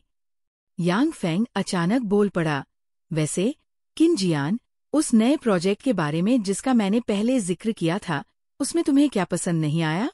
किन वेनकियांग और किन यी के चेहरे पर मुस्कान जम गई। ये स्पष्ट नहीं था कि यांग फेंग अति महत्वाकांक्षी था या फिर उसे इसकी जानकारी नहीं थी, क्योंकि परिचय तीसरे चाचा के परिवार से होने वाला था। किन जियान ने शांत भाव से उत्तर दिया, हम घर पर व्यापार पर चर्चा नहीं करते। उनके लहजे में एक अंतर्निहित अधिकार था, जिसने यांग फेंग को चुप करा दिया। यांग फेंग, हालांकि स्पष्ट रूप से नाखुश थे, केवल एक अजीब मुस्कान ही दिखा पाए। जी फी ने यांग फेंग के शत्रुतापूर्ण व्यवहार को देखा और अपने विचारों को भटकने से रोक नहीं सकी। काम के प्रति इतना जुनून? मुझे पता करने दो। ओह, मजेदार गपशप। किन का दूसरा परिवार सामूहिक रूप से उत्साहित हो गया। हालांकि वे जी फी की उपस्थिति और पारिवारिक रहस्यों को उजागर करने की संभावना के लिए मानसिक रूप से तैयार थे, लेकिन उन्होंने ये उम्मीद नहीं की थी कि ये इतनी जल्दी हो जाएगा। जबकि उनका मुख्य ध्यान किन जियान के बचपन के बारे में विवरण उजागर करने पर था। अब खैर, यांग फेंग सीधे गोलीबारी की रेखा में चला गया था। क्या गपशप? क्या हुआ? हमें बताओ, हमें बताओ। किन यान, किन झाओ और किन रोंग कॉफी टेबल पर रखे स्नैक्स की ओर हाथ बढ़ा रहे थे। आंटी के परिवार की उत्तराधिकारी सबसे बड़ी चचेरी बहन किन वेनकियांग है, जो एक निर्णायक और दुर्जेय महिला है, लेकिन ऐसा लगता है कि उन्हें इस बात का पता नहीं है कि उनके पति ने उन्हें धोखा दिया है और उनके कई नाजायज बच्चे भी हैं। किन का दूसरा परिवार, ये पूरी तरह से आश्चर्यजनक नहीं है, लेकिन जितना अधिक वे इसके बारे में सोचते, उतना ही अधिक वे खड़े होकर किसी को मुक्का मारने के लिए उत्सुक होते। वाह, बस वाह! उस समय यांग फेंग ने किन वेनकियांग को पाने के लिए बहुत कुछ किया था। उससे शादी करने के बाद उसने किन परिवार के लिए लगन से काम किया था। यहाँ तक कि जब किन वेनकियांग ने स्वास्थ्य संबंधी चिंताओं के कारण केवल एक बच्चा पैदा करने का फैसला किया, तब भी यांग फेंग ने कभी सार्वजनिक रूप से शिकायत नहीं की, जिससे उसे एक आदर्श दामाद के रूप में प्रतिष्ठा मिली। सच में, दिखावा धोखा दे सकता है। किसने सोचा होगा कि वह इतने लंबे समय तक किन वेनकियांग जैसे तेज दिमाग वाले व्यक्ति को धोखा दे सकता है? ये लगभग अकल्पनीय है। तो ये सौदा है। वह अपनी पत्नी के साथ संयुक्त उद्यम की आड़ में एक नई कंपनी चलाता है, लेकिन वास्तव में किन वेनकियांग का इसमें कोई हिस्सा नहीं है। ये सब उसकी मालकिन और उनके बच्चों, साथ ही विभिन्न रिश्तेदारों और संबंधों के लिए है। वह उन्हें किन कॉरपोरेशन में लाने के जोखिम से बच रहा है। वो सबसे बुरी स्थिति के लिए भी तैयारी कर रहा है। अगर किन वेनकियांग के साथ कभी भी चीजें खराब होती हैं, तो उसके पास यह कंपनी एक विकल्प के रूप में होगी। यही कारण है कि वह अपने खुद के व्यवसाय को आगे बढ़ाने के लिए किन जियान से धन निकालने के लिए इतना बेताब है। किन के दूसरे परिवार ने यांग फेंग को घूर कर देखा।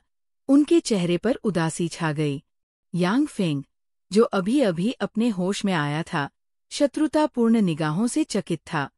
वह बस इतना चाहता था कि किन जियान के माध्यम से अपनी नई कंपनी के लिए कुछ लाभ सुरक्षित कर सके। वे उसे ऐसे क्यों देख रहे थे जैसे वो दुश्मन हो? ये साला चूहे जैसा है। किन परिवार से चीजें चुराकर अपने घोंसले में ले जाता है। बिल्कुल अस्वीकार्य। ये भी असल में मेरा पैसा चुराना है। किन का दूसरा परिवार, बहुत बढ़िया।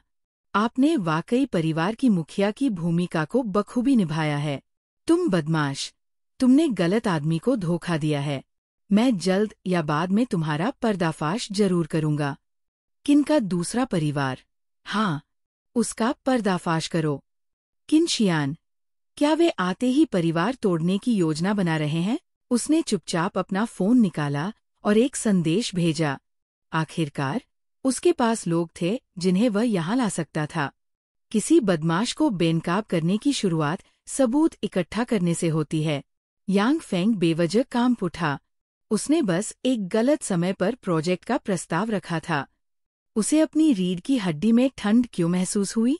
जिस तरह से परिवार उसे देख रहा था, वो बिल्कुल भयानक था।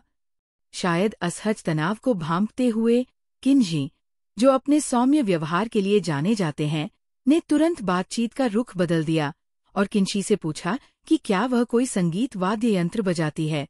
चूंकि वो बदमाश उनके ध्यान के लायक नहीं था और तलाक पहले से ही क्षितिज पर था, इसलिए जीफी जल्द ही विचलित हो गई।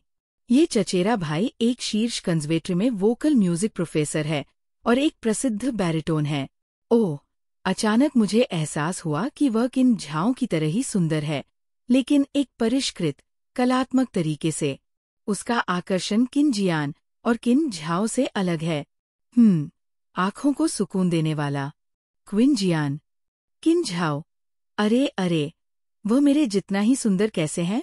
मैं तो उससे छोटी हूँ। किन के दूसरे परिवार की दूसरी महिलाएं। सच है, हमने पहले इस पर ध्यान नहीं दिया था। जीफी की खूबसूरती पर नजर है। मुझे आश्चर्य है कि क्या इस चचेरे भाई को पारिवारिक समारोहों के दौरान प्रदर्शन करने के लिए कहा जाता है। किन झाओ, चलो वहां नहीं जाते। शुक्र है, मेरा परिवार ऐसा नहीं करता। किन शियान, मुझे लगता है कि मैंने उनसे पहले भी ये पूछा है। अरे, इसीलिए तो वह छुट्टी ले रहा है, न केवल रिश्तेदारों से मिलने के लिए, बल्कि रोमांटिक उलझन से बचने के लिए भी। किन का दूसरा परिवार, अब तक तुम किस गपशप पर ठोकर खा चुके हो? उन्हें याद आया कि किन्ही एक पक्का कुंवारा था। 30 साल की उम्र में भी उसे शादी में कोई दिलचस्पी नहीं थी। उसके पास कौन सा रोमांटिक रिश्ता हो सकता था? किन जियान ने अपने चचेरे भाई की ओर उत्सुकता से देखा।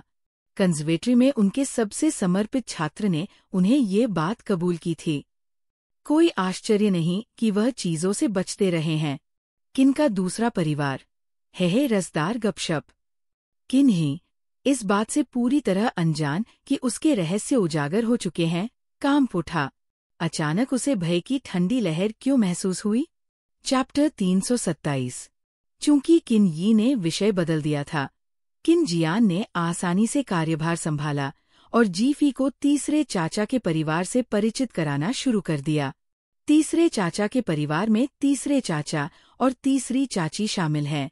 हालांकि उनकी शादी जल्दी हो गई, लेकिन उनके बच्चे अपेक्षाकृत देर से हुए। उनके सबसे बड़े बेटे किन हान ने इस साल ही मास्टर डिग्री हासिल की है, जबकि उनकी बेटी किन जियाक्सी कॉलेज में अभी पहली बार पढ़ रही है। जीफी ने स्वाभाविक रूप से सबसे पहले उस जानकारी को स्कैन किया जिसकी उसे सबसे अधिक चिंता थी। तीसरे चाचा का परिवार, उपस्थित लोग। वे चले गए, लेकिन तीसरी चाची के बारे में कहना मुश्किल है क्योंकि वे यहाँ नहीं हैं। किन परिवार की दूसरी शाखा ने राहत की सांस ली। किन जियान एक क्षण के लिए रुका, अपनी आँख के कोने से जीफी को देखा, गहरी सोच में डूबा हुआ। तीसरे चाचा सबसे पहले बोले और समझाया, मैं क्षमा चाहता हूँ। तीसरी चाची को आज हमारे साथ आना था, लेकिन इस समय तीसरे चाचा के आमतौर पर कठोर चेहरे पर एक दुर्लभ कोमलता और अजीबपन दिखाई दिया। पिताजी, सबको बता दूं कि ज़ीज़ुआन गर्भवती है। वह 3 महीने की गर्भवती है। पूरा कमरा आश्चर्य से गूंज उठा तथा एक नए जीवन के स्वागत की खुशी हॉल में भर गई। वाह! तीसरे चाचा और तीसरी चाची अब बिल्कुल जवान नहीं रहे और वे एक और बच्चा पैदा करने वाले हैं।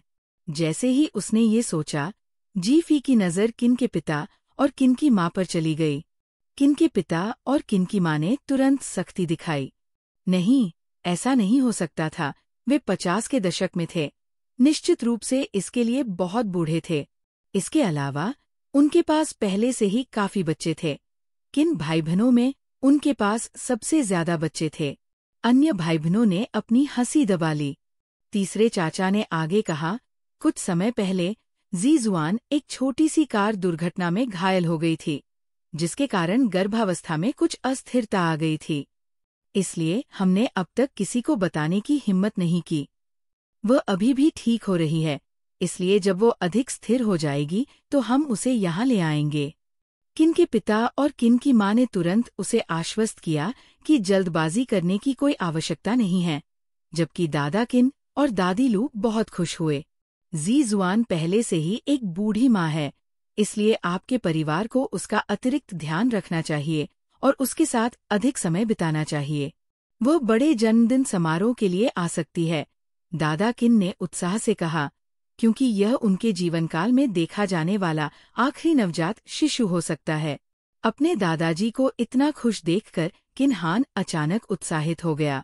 दादाजी, आप अभी तक ये नहीं जानते हैं, लेकिन उस दुर्घटना के दौरान वास्तव में एक लड़की ने माँ को बचाया था। अगर वो नहीं होती तो कौन जानता है कि क्या हो सकता था। उसने माँ और मेरे अजन्मे भाई बहन दोनों को बचाया। माँ और मुझे लगता है कि हम उसके बहुत बड़े ऋणी हैं, इसलिए हम परिवार को उसे पालक बेटी के रूप में गोद लेने के बारे में सोच रहे हैं। इस विषय के अचानक प्रारंभ से कमरे में सन्नाटा छा गया। दादाजी किन भी हैरान रह गए। ओह, क्या ऐसा है?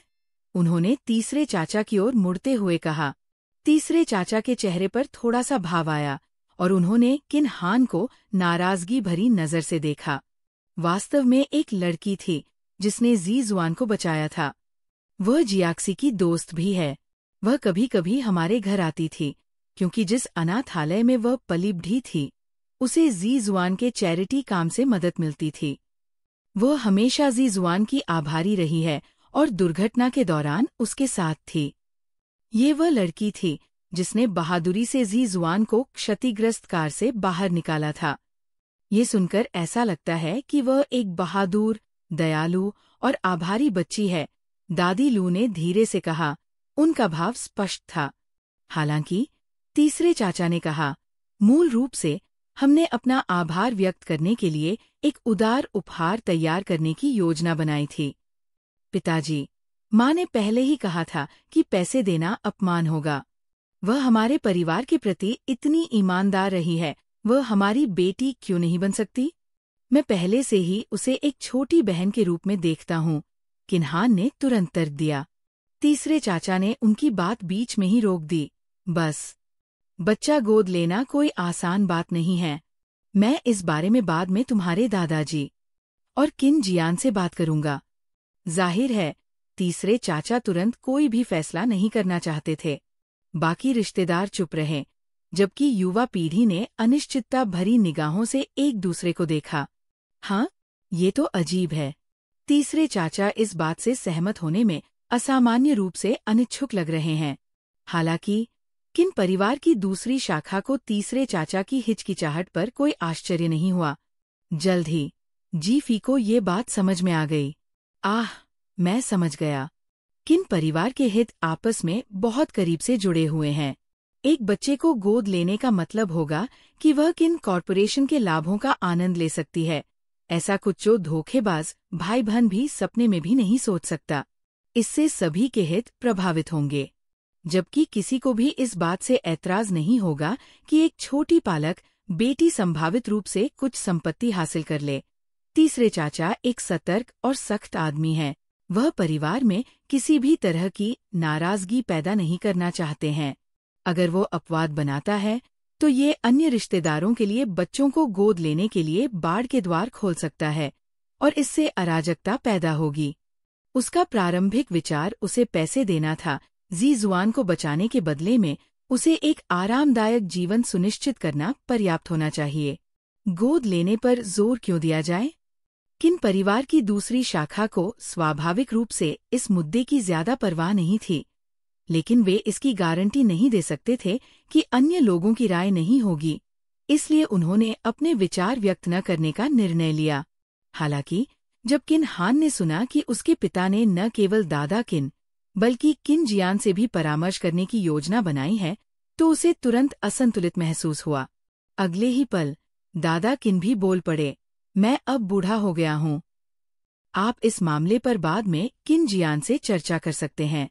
किन परिवार की दूसरी शाखा कुछ देर के लिए अवाक रह गई।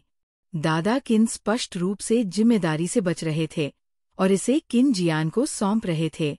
हालांकि किन शियान हमेशा की तरह पूरी तरह से अविचलित, शांत और संयमित रही। अन्य लोगों को इससे कोई आपत्ति नहीं थी, क्योंकि कमरे में एकमात्र व्यक्ति जो किन जियान को चुनौती दे सकता था वह मूर्ख चचेरा भाई था। तीसरे चाचा ने भी किन जियान को देखा, ये संकेत देते हुए कि वे बाद में इस विषय पर निजी तौर पर चर्चा करेंगे। अंततः किन्हान को एहसास हुआ कि इस परिवार में, जबकि दादा किन नाममात्र के मुखिया थे, वास्तविक अधिकार अब किन जियान के पास था। किन्हान को उम्मीद नहीं थी कि बहन पाने के लिए चचेरे भाई की मंजूरी की आवश्यकता होगी। मामले को टालने के लिए तैयार न होते हुए उसने एक मजबूर मुस्कान के साथ जोर दिया, दूसरे भाई के पहले से ही बहुत सारे भाई बहन हैं। निश्चित रूप से अगर हमारे परिवार में एक और जुड़ जाए तो आपको कोई आपत्ति नहीं होगी, है ना? ओह, यह आदमी वाकई बहुत असंतुष्ट लग रहा है। आह, मैं समझ गया। उसे लगता है कि उसके पिता ने किन परिवार के लिए उतना ही योगदान दिया है जितना किन के पिता ने, इसलिए वह मानता है कि वह किन जियान के बराबर है। किन परिवार की दूसरी शाखा को इससे कोई खास परेशानी नहीं थी। बड़े परिवार में कुछ विद्रोही सदस्यों का होना सामान्य बात थी। ऐसी एकता शायद ही कभी 2 पीढ़ियों से ज्यादा टिक पाती थी। हालांकि जीफी थोड़ा परेशान लग रही थी। आपने इस उम्र में मास्टर डिग्री हासिल की है? मेरे पति तब तक कंपनी संभाल चुके थे। आपको इतना आत्ममहत्वपूर्ण बनने का आत्मविश्वास किसने दिया? किन परिवार की दूसरी शाखा, ओ बेशक, आपके पति सबसे अच्छे हैं। किन जियान के होठों पर हल्की सी मुस्कान आ गई। किन शियान के अचानक नरम हुए चेहरे को देखकर किन हान ने सोचा कि शायद मामला सुलझाना आसान हो जाएगा। यू शियान वाकई एक अद्भुत लड़की है। वह किन परिवार की बेटी बनने की हकदार है। वह इस बारे में बहुत उत्साहित है। क्या वो वाकई अपनी बहन को इतना पसंद करता है? इससे भी अजीब बात यह है कि किन जियाक्सी युवा पीढ़ी में वो अकेली है जिसने एक शब्द भी नहीं कहा है। बाकी सभी लोग जीवंत और व्यस्त हैं, लेकिन किन परिवार की सबसे बड़ी बेटी होने के नाते वह इतनी आरक्षित क्यों है? क्या यह उसकी सहेली नहीं थी जो अक्सर आती थी? क्या उसे ही इस बात की सबसे सक्रिय वकालत नहीं करनी चाहिए? ये वाकई अजीब है। मुझे आगे जांच करने दीजिए। वास्तव में किन परिवार की दूसरी शाखा को भी तीसरे चाचा के बच्चों की प्रतिक्रियाएं अजीब लगीं। किन जियान ने अपनी भौं को थोड़ा ऊपर उठाया ताकि जीफी की जांच के लिए समय मिल सके। क्या एक नए सदस्य को शामिल करने पर आपके पूरे परिवार ने सर्वसम्मति से सहमति जताई है? चैप्टर 328। किसी लड़की की जान बचाना और उसे गोद लेना कोई बड़ी बात नहीं होनी चाहिए। ज्यादा से ज्यादा हम स्वीकार्य संपत्तियों को तीसरे चाचा किन के परिवार के मौजूदा दायरे तक सीमित कर सकते हैं, ताकि दूसरे रिश्तेदारों को कुछ कहने को न मिले। अगर लड़की में काम करने की क्षमता है तो हम उसका अच्छे से पालन पोषण कर सकते हैं। ज्यादा प्रयास, ज्यादा इनाम। हालांकि मुख्य समस्या ये है कि लड़की के आगमन का पूरे परिवार द्वारा स्वागत किया जाता है। किन जियान सुरक्षात्मक है, लेकिन सबसे पहले और सबसे महत्वपूर्ण बात यह है कि वह किन परिवार की रक्षा करता है। ये सुनकर किन हान ने तुरंत उत्साह से कहा, माँ और मैं दोनों सहमत हैं। पिताजी इसका विरोध नहीं करते, है ना? यह कहने के बाद किन हान ने अपनी आंखों से अपने पिता को जोरदार संकेत दिया। तीसरे चाचा किन ने रुककर अस्पष्ट प्रतिक्रिया दी। उन्होंने इसका विरोध नहीं किया, लेकिन अंदर ही अंदर उन्हें लगा कि कुछ गड़बड़ है, हालांकि वे इसका ठीक से पता नहीं लगा पाए। इस समर्थन के साथ किन हान आत्मविश्वास और दृढ़ निश्चय के साथ किन जियान की ओर मुड़ा। देखा, किन जियान की अभिव्यक्ति अपरिवर्तित रही और वह चुप रहा।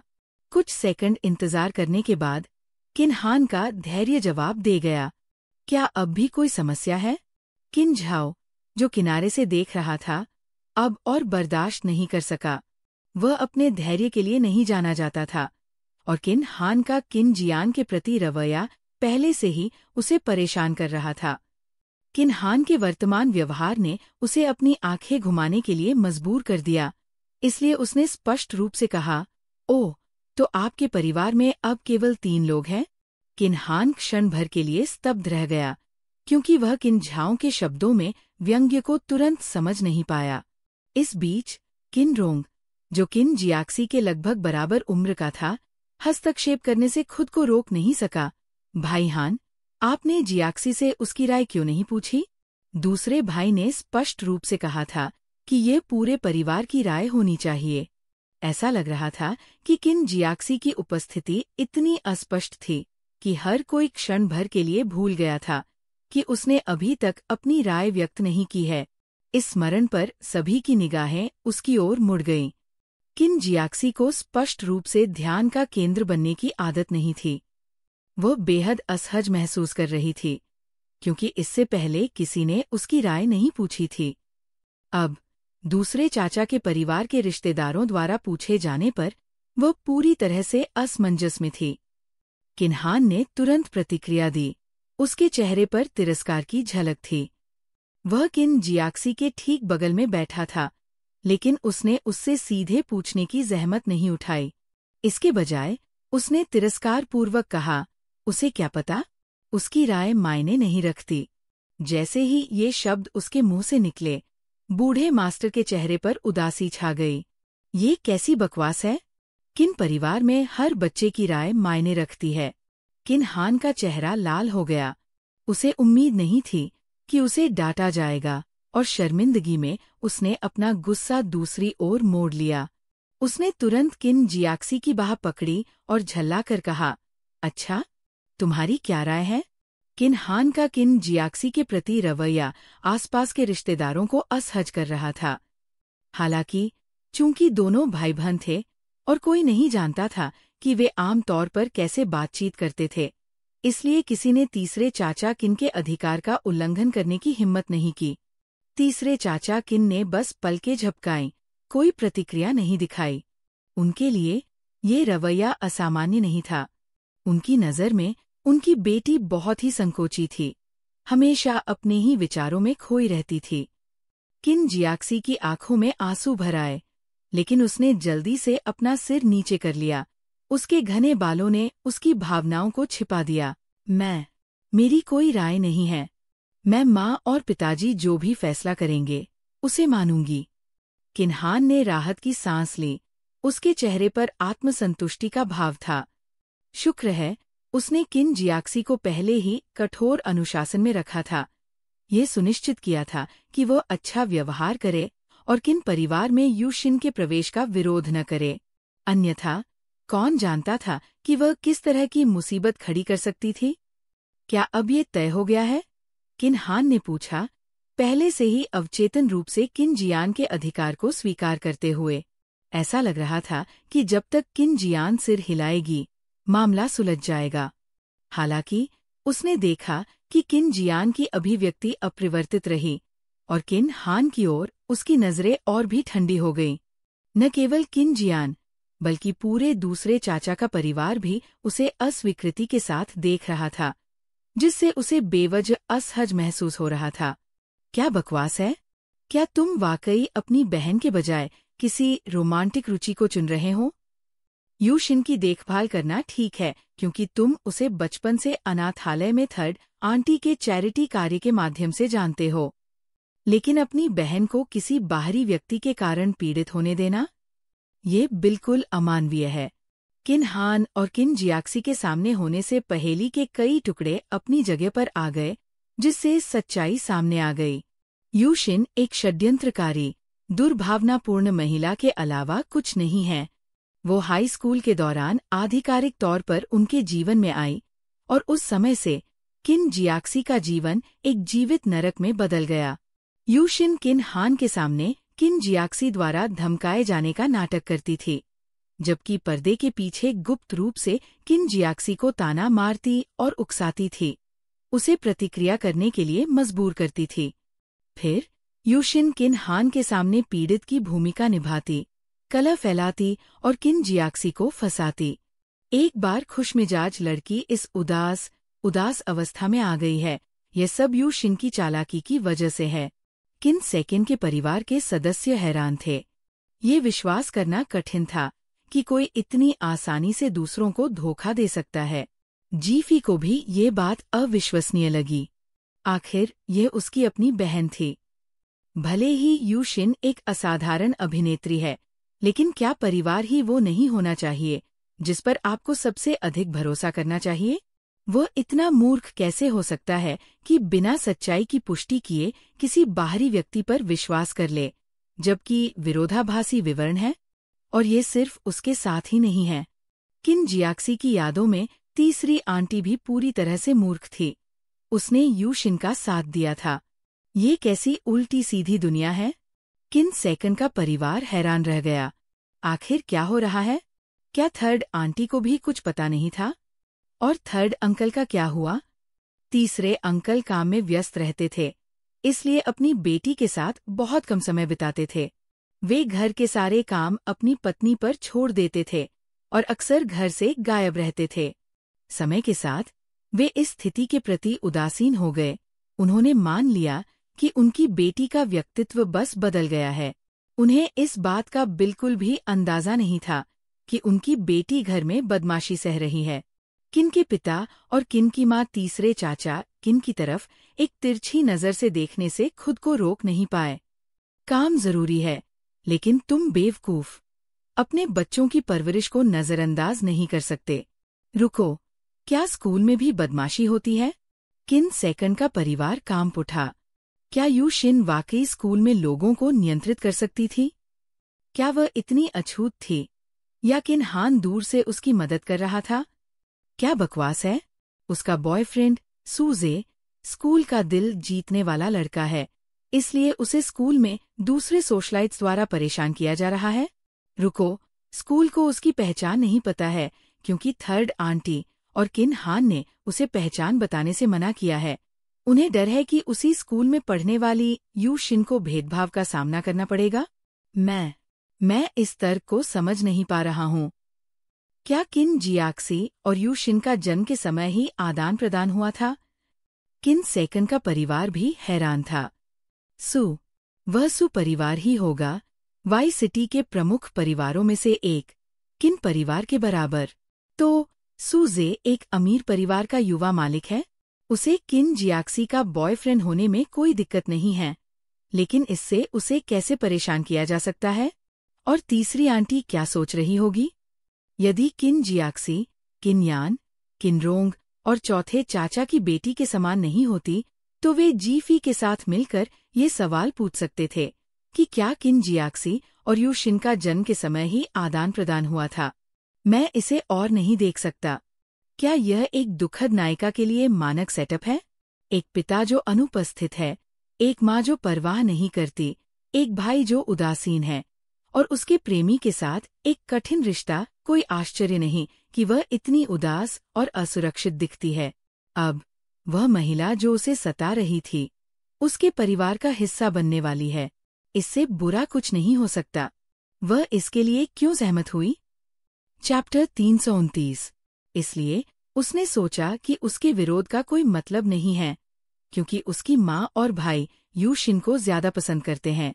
अगर वो विरोध करती तो उसे ही दोषी ठहराया जाता। ओह माय, कितनी निराशावादी मानसिकता है। उसके पास विरोध करने की कोई क्षमता नहीं है। ऐसा क्या हुआ है? किन द्वितीय परिवार के सभी सदस्यों ने एक स्वर में अपनी भौहें सिकोड़ ली। इससे किन हान को लगा कि उसका परिवार वास्तव में तुच्छ है, जो किसी को गोद लेने को इतना बड़ा मुद्दा बना रहा है। क्या बात है, मेरी आंखें! क्या वे भी परिवार हैं? जीफी के मन में अचानक से विचार फूट पड़े। किन सेकंड परिवार, जो उसने जो कुछ देखा था उससे अनजान था और भी अधिक बेचैन दिखाई दिया। कुछ समय पहले जब यू शिन ने अपने पिता द्वारा दिए गए कपड़े लिए और किन जियाक्सी ने उन्हें वापस मांगा, तो यू शिन ने गिरने और रोने का नाटक किया, यहाँ तक कि इस प्रक्रिया में उसने कपड़े भी फाड़ दिए। इसने तुरंत किन हान के गुस्से को भड़का दिया, जिससे किन जियाक्सी को घुटने टेकने और माफी मांगने के लिए मजबूर होना पड़ा। जब किन जियाक्सी ने इनकार कर दिया, तो किन हान ने उसे जोरदार थप्पड़ मारा। उफ! जीफी ने अपनी मुट्ठियां भींच ली और किन द्वितीय परिवार की आंखें क्रोध से जलने लगी और वे किन हान को घूरने लगे। कुछ सेकंड के मौन ने माहौल को और भी तनावपूर्ण बना दिया, जिससे बाकी सभी लोग शांत हो गए, क्योंकि उन्हें समझ में नहीं आ रहा था कि आखिर हो क्या रहा है। और तीसरी आंटी को अपनी बेटी की पीड़ा की भी परवाह नहीं थी। फिर भी वो मांग कर रही थी कि वह यू शिन से माफी मांगे। अगर वो माफी नहीं मांगती तो वह निराश और नाराज हो जाती।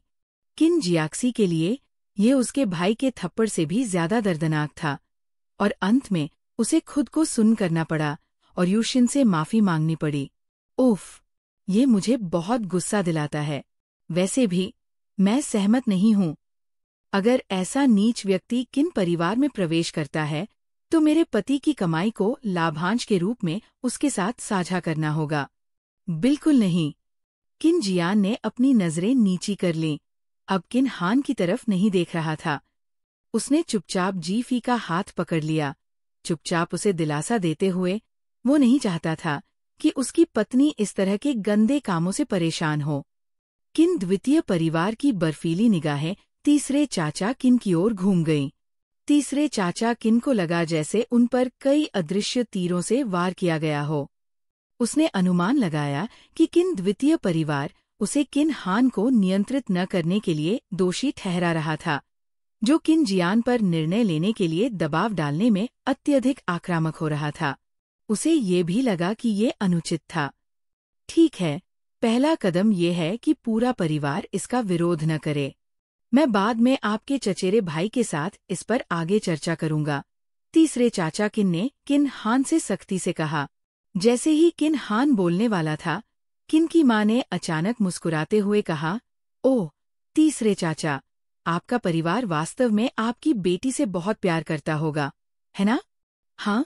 तीसरे चाचा किन क्षण भर के लिए भ्रमित हो गए, उन्हें कुछ समझ नहीं आया। किन हान ने भी भौहें सिकोड़ी और इधर-उधर देखा।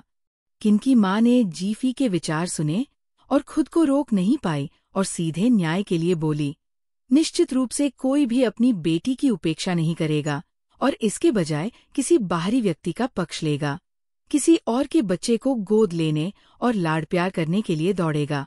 इसलिए मैंने सोचा कि आपके परिवार को किन जियाक्सी को एक छोटी राजकुमारी की तरह व्यवहार करना चाहिए, ठीक वैसे ही जैसे हम किन रोंग के साथ व्यवहार करते हैं, उसे पूरे प्यार और देखभाल के साथ बड़ा करते हैं। जैसे ही किन की माँ बोल रही थी, किन रोंग अपनी माँ की बाहों में लिपट गई। वह चमक रही थी और धूप से भरी हुई थी, जैसे कोई बच्चा शहद के बर्तन में पला हो। उसकी आंखें रोशनी से चमक रही थी। सिर्फ किन रोंग ही नहीं, बल्कि किन यान भी, जो शादी के कारण थक चुकी थी, हाल ही में ठीक हो गई थी। उनका तो कहना ही क्या, यहाँ तक कि सबसे बड़ी चचेरी बहन किन वेनकियांग और चौथे चाचा के परिवार की बेटियां भी आत्मविश्वास और गर्व के साथ पेश आती थी, जो स्पष्ट रूप से किन परिवार की बेटियां थी। इसके विपरीत किन जियाक्सी पूरी तरह से बेमेल लग रही थी। अगर वो परिवार से मिलती जुलती न होती तो वह एक कमजोर, असहाय और निस्तेज लड़की लगती। सबके मुंह के कोने सिकुड़ गए। ये कैसी छोटी राजकुमारी है? सीधे शब्दों में कहें तो किन जियाक्सी की तुलना राजकुमारी की सेवा करने वाली नौकरानी से भी नहीं की जा सकती।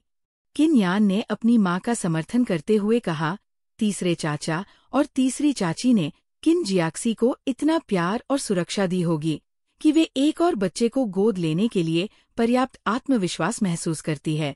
प्यार, सुरक्षा, तुलना के बिना ये स्पष्ट नहीं था, लेकिन अब अंतर स्पष्ट था। आमतौर पर किन जियाक्सी शांत और कमजोर थी, इसलिए कोई भी उस पर ज्यादा ध्यान नहीं देता था। लेकिन अब बुजुर्गों ने धीरे धीरे अपनी निगाहें तीसरे चाचा किन पर घुमाईं। उनके भाव स्पष्ट थे। आप अपनी बेटी का इस तरह पालन पोषण कैसे कर सकते हैं, और फिर भी दूसरी बेटी को गोद लेने के बारे में कैसे सोच सकते हैं?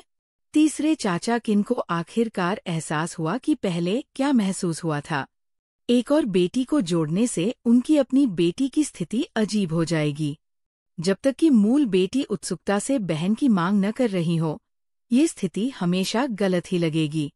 और उसकी बेटी, क्या वे उसका पालन पोषण करने में असफल रहे, जिसके कारण उसका ये हाल हुआ? तीसरे अंकल किन खुद को रोक नहीं पाए और किन जियाक्सी की तरफ देखने लगे, जो सोफे के कोने में सिमटी हुई थी, बहुत छोटी और दयनीय लग रही थी। फिर उन्होंने उसकी पीढ़ी की दूसरी लड़कियों की तरफ देखा। अपने बच्चों के पालन पोषण का जिम्मा हमेशा अपनी पत्नी पर छोड़ देने के कारण तीसरे चाचा किन को पहली बार अनिश्चितता की लहर महसूस हुई। अद्भुत! मैं बता सकता हूँ कि माँ और बड़ी बहन उनका मजाक उड़ा रही हैं। विवरण जाने बिना भी सिर्फ किन जियाक्सी की हालत देखकर ये स्पष्ट है कि दूसरी लड़की को गोद लेने का कोई मतलब नहीं है। तीसरे चाचा को कुछ समझ में आ रहा है, लेकिन मुझे उस कृतघ्न भाई के बारे में आश्चर्य हो रहा है। किन्हान को देखते हुए उसका चेहरा वास्तव में काला था, जो स्पष्ट रूप से सबटेक्स्ट को समझ रहा था। हालांकि उसने किन जियाक्सी को घूर कर देखा। ओहो, वह किन जियाक्सी को दोषी ठहरा रहा है। उसे लगता है कि वो गोद लेने की प्रक्रिया को विफल करने के लिए नाटक कर रही है। क्या यह आदमी उसका असली भाई भी है? वह कैसे सोच सकता है कि उसकी अपनी बहन इतनी दुर्भावनापूर्ण है? ये सुनकर किन द्वितीय परिवार क्रोधित हो गया। किन के पिता आए और सीधे तीसरे चाचा किन को संबोधित करते हुए कहा, तीसरे चाचा, इस पर ध्यान से सोचना सबसे अच्छा है। उनके लहजे से ये स्पष्ट हो गया कि किन सेकंड इस मामले का समर्थन नहीं करता। तीसरे चाचा किन ने गहरी सांस ली। चलो इसे भूल जाते हैं। मुझे नहीं लगता कि ये उचित है। किन्हान, जिसे किन जियान से एक शब्द भी नहीं मिला था, इस बात से क्रोधित था कि चीजें कैसे बदल गई। पिताजी, आपने अभी अभी सहमति दी। आप अपनी बात से कैसे मुकर सकते हैं? क्या आप भूल गए हैं? अगर यू शिन नहीं होती तो माँ और उसके गर्भ में पल रहा बच्चा ठीक नहीं होता। हमारा किन परिवार हमेशा से दयालुता का बदला चुकाने के लिए जाना जाता है। अगर बाहर वालों को पता चल गया तो वे हम पर हंसेंगे। तीसरे चाचा किन का चेहरा तुरंत काला पड़ गया। बस, यहाँ इतने सारे बुजुर्गों के होते हुए भी तुम्हें कोई शर्म नहीं आती? किन्हान अपने पिता की अचानक सख्ती से चौंक गया। उसके पिता की आवाज में जो अधिकार था, वह उसे चुप कराने के लिए काफी था। हाँ, ये उसके हक में है। हमेशा तथाकथित कृतज्ञता के ऋण को सामने लाता है। किसने सोचा होगा कि यू शिन जैसी घृणित लड़की इतनी आत्मबलिदान करेगी? रुको, क्या? जैसे ही किन द्वितीय परिवार को तीसरे चाचा किन के हृदय परिवर्तन से राहत मिली, वे अचानक इस बात से खुश हो गए। क्या कहानी में और भी कुछ था? जल्दी से बताओ। क्या यू शिन ने पिछले जन्म में तीसरी चाची और किन्हान को बचाया था? वे उसके लिए इतनी दूर कैसे जा सकते हैं? किन द्वितीय परिवार, क्या? वे कितनी दूर गए?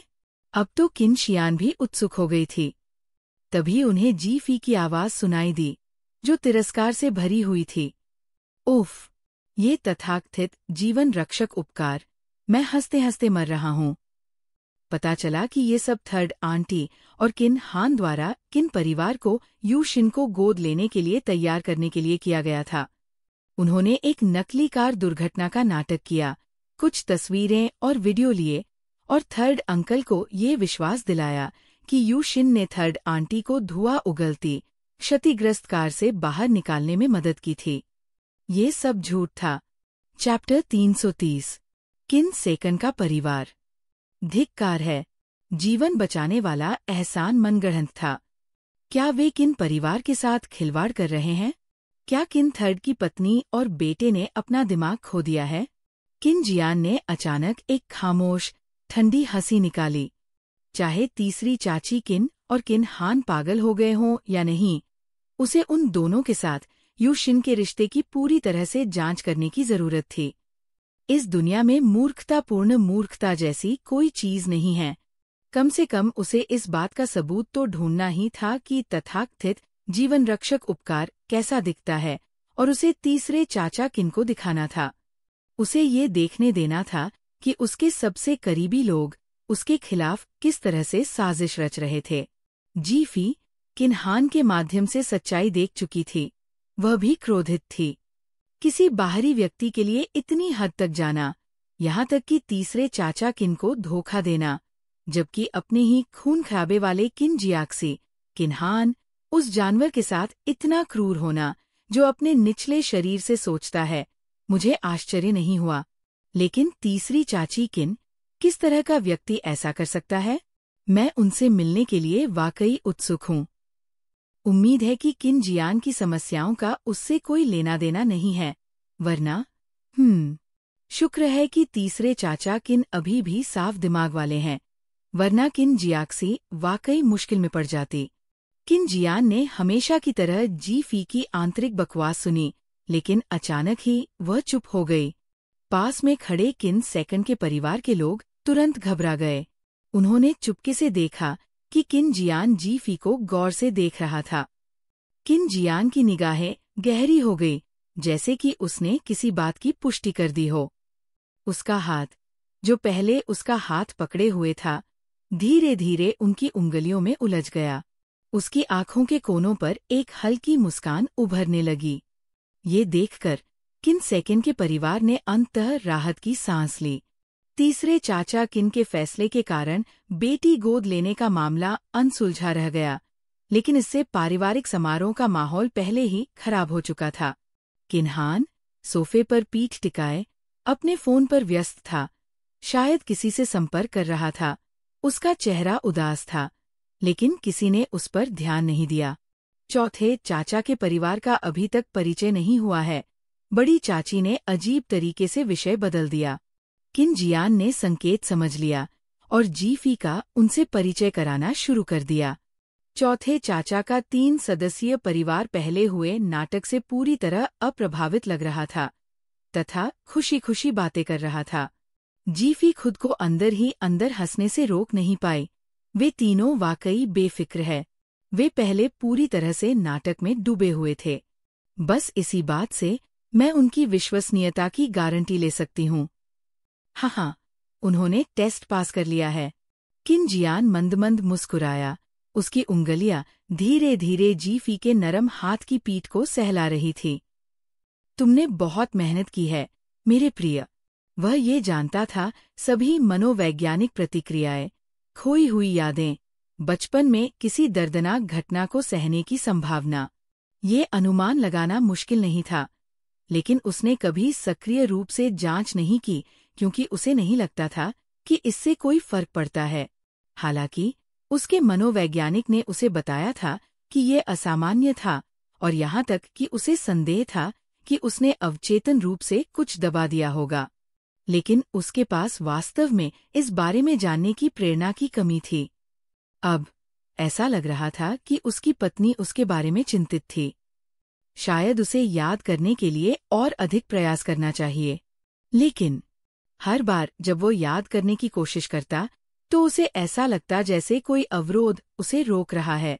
जब जीफी ने चौथे चाचा के परिवार का आकलन कर लिया और वहाँ कोई और रिश्तेदार नहीं बचा था, तो उसने सभी के साथ समान व्यवहार करने का निर्णय लिया और चौथे चाचा के परिवार के बारे में भी गपशप करने लगी। चौथी चाची का कई साल पहले निधन हो गया था, इसलिए चौथे चाचा ने अपनी सारी ऊर्जा अपने काम और अपने 2 बच्चों की परवरिश में लगा दी। अंतर देखिए, चौथे चाचा पिता और माता दोनों होने के नाते बिना किसी स्पष्ट मनोवैज्ञानिक समस्या और सामंजस्यपूर्ण संबंध के अपने बच्चों का पालन पोषण करने में कामयाब रहे। तीसरे चाचा के विपरीत भले ही तीसरे चाचा को व्यवसाय कौशल में किन जियान के बाद दूसरे स्थान पर माना जाता है, फिर भी यह काफी दयनीय है। किन सेकंड के परिवार ने भी यही सोचा। चौथे चाचा के परिवार के जुड़वा बच्चे वाकई बहुत अच्छे थे। उनके व्यवहार में कोई कमी नहीं थी और वे हमेशा मुस्कुराते रहते थे। किन शियान भी जुड़वा बच्चों से परिचित था।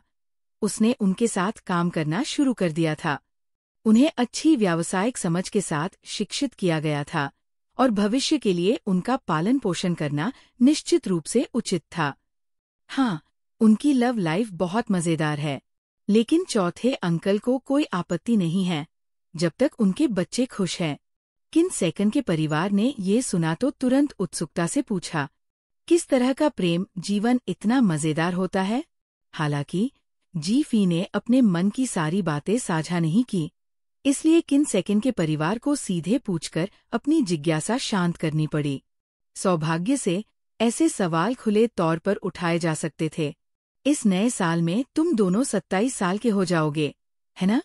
क्या तुम्हारे पास अभी तक कोई साथी है? किन की माँ ने मुस्कुराते हुए पूछा। जुड़वा बच्चे तुरंत शर्मा गए।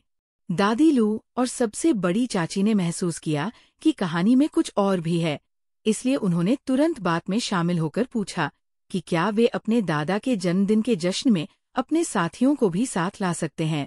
सभी को आश्चर्य हुआ जब उन्होंने देखा कि दोनों जुड़वा बच्चे एक ही समय पर बोल रहे थे और एक दूसरे की ओर इशारा कर रहे थे। किन शियाओयू ने कहा, मेरे भाई की गर्लफ्रेंड ऑनलाइन रिलेशनशिप से है, वे अभी तक व्यक्तिगत रूप से मिले भी नहीं हैं। किन जिंग ने जवाब दिया, मेरी बहन का बॉयफ्रेंड एक गेमर है, उसने उसे जीतने के लिए बहुत पैसा खर्च किया। वे तुरंत बहस करने लगे। किन जिंग, हमने वीडियो कॉल और फोन पर बात की है, हम अभी तक व्यक्तिगत रूप से नहीं मिले हैं। किन शियाओयू, हम एक साथ अपने ई स्पोर्ट्स सपनों को पूरा कर रहे हैं और मैंने टीम में निवेश करके पैसा भी कमाया है। उनकी नोकझोंक से सभी लोग हंस पड़े। तीसरे चाचा किन ने जुड़वा बच्चों की मौन समझ को देखकर उनकी तुलना अपने बच्चों से करने से खुद को नहीं रोक पाए। उम्र के अंतर के बावजूद उनके बेटे ने अपनी छोटी बहन के प्रति कोई सहिष्णुता नहीं दिखाई। स्पष्ट रूप से कुछ गड़बड़ थी। जी फेई भी पूरी तरह से मनोरंजन से भरपूर थी और अपनी आंतरिक टिप्पणी जोड़ने से खुद को रोक नहीं पाई। Online dating? वे आधिकारिक तौर पर एक जोड़े हैं, लेकिन व्यक्तिगत रूप से नहीं मिले हैं। क्या वे कैटफिशिंग या एआई फेस स्वैपिंग के बारे में चिंतित नहीं हैं? लेकिन चूंकि वह अपनी प्रेमिका से मिलने और उसे दादा के 90वें जन्मदिन पर लाने की योजना बना रहा है, इसलिए मैं केवल यही उम्मीद कर सकता हूँ कि उसका ऑनलाइन रोमांस दुर्घटनाग्रस्त न हो और जल न जाए। बहन की बात करें तो वह एक ई स्पोर्ट्स खिलाड़ी को गुप्त रूप से डेट कर रही है। उसके लुक और कौशल से पूरी तरह प्रभावित है, उसे पैसे दे रही है। यह एक अमीर उत्तराधिकारी और उसके ई स्पोर्ट्स स्टार की प्रेम कहानी की तरह है। ऐसा लगता है कि वह उसे जन्मदिन के जश्न में लाने की भी योजना बना रही है।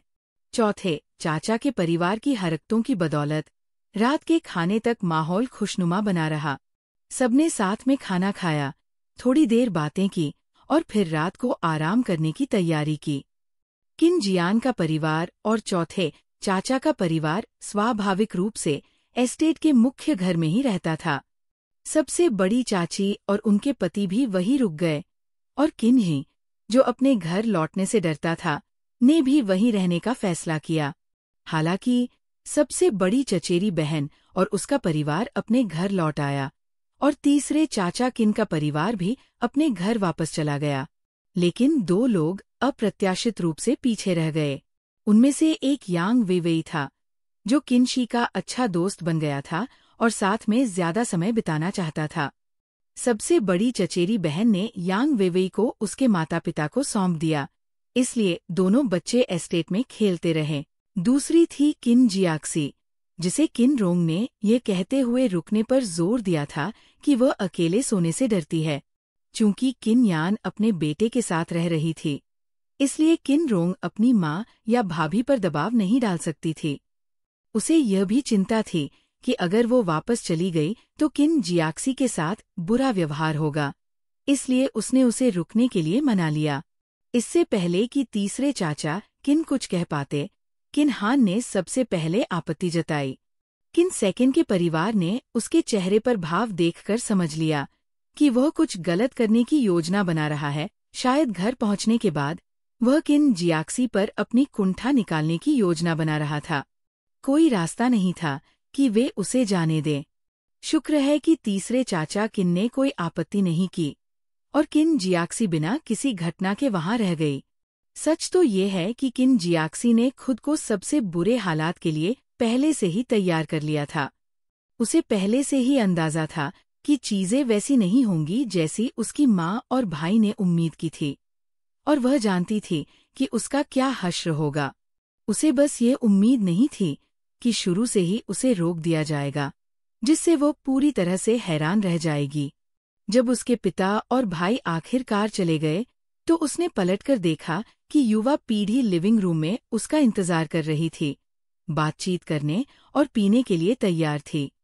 हालांकि उसने अभी भी ज्यादा कुछ नहीं कहा, किसी ने उस पर दबाव नहीं डाला, और प्राकृतिक सामंजस्यपूर्ण माहौल कुछ ऐसा था जो उसने सालों से अनुभव नहीं किया था। उस रात सभी लोग बहुत खुश थे, गपशप कर रहे थे और जी भरकर शराब पी रहे थे। अंत में किन जियान जीफी को आराम करने के लिए वापस अपने कमरे में ले गया। अचानक जीफी उसकी बाहों में हिली, मानो जागने की कोशिश कर रही हो। क्या हुआ? क्या तुम्हें अस्वस्थ महसूस हो रहा है? किन जियान ने उसे लेटने में मदद करते हुए पूछा। जीफी ने भौहें सिकोड़ी और बुदबुदाया, कहा, हम सो रहे हैं। किन जियान ने रुककर कहा, नई इमारत। जीफी की आंखें अभी भी बंद थीं। उसकी भौहें इस तरह सिकुड़ी हुई थीं, मानो वो गहरी सोच में डूबी हुई हो। एक पल के बाद वो शांत हो गई। क्या तुम भी यहाँ पहली बार रह रही हो? किन जियान झिझका, उसकी आंखें नरम हो गई। हाँ, ये मेरा पहला मौका है। वे मुख्य घर में नहीं, बल्कि एस्टेट पर बने नवनिर्मित आधुनिक विला में रह रहे थे। सच तो ये है कि यहाँ केवल बूढ़े मालिक और दादी लूही स्थायी रूप से रहते थे, इसलिए अतिरिक्त इमारतों की कोई जरूरत नहीं थी। लेकिन उन्होंने इसे बनाने पर जोर दिया था, उम्मीद करते हुए कि एक दिन किन जियान आएंगे और वे उस पुराने घर से दूर रहकर उसे किसी भी तरह की परेशानी से बचाना चाहते थे, जहां वह बचपन में रहा था। हालांकि किन जियान ने बाहर से कुछ नहीं कहा, लेकिन वो अंदर से बहुत दुखी था। ये तथ्य कि जीफी नशे में होने के बावजूद भी उसके बारे में सोच सकती थी, उसके दिल को झकझोर रहा था। जैसे ही वह जीफी को चूमने के लिए झुकने वाला था, उसने अचानक अपना सिर उठाया और गलती से किन जियान के माथे से टकरा गई। किन जियान ने असहाय होकर आह भरी और धीरे से जीफी के माथे को सहलाने के लिए आगे बढ़ा। फिर उसने उसे बुदबुदाते हुए सुना, मुझे नहाना है। पति, मैं हिल नहीं सकती। मुझे धोने में मदद करो। क्विन जियान,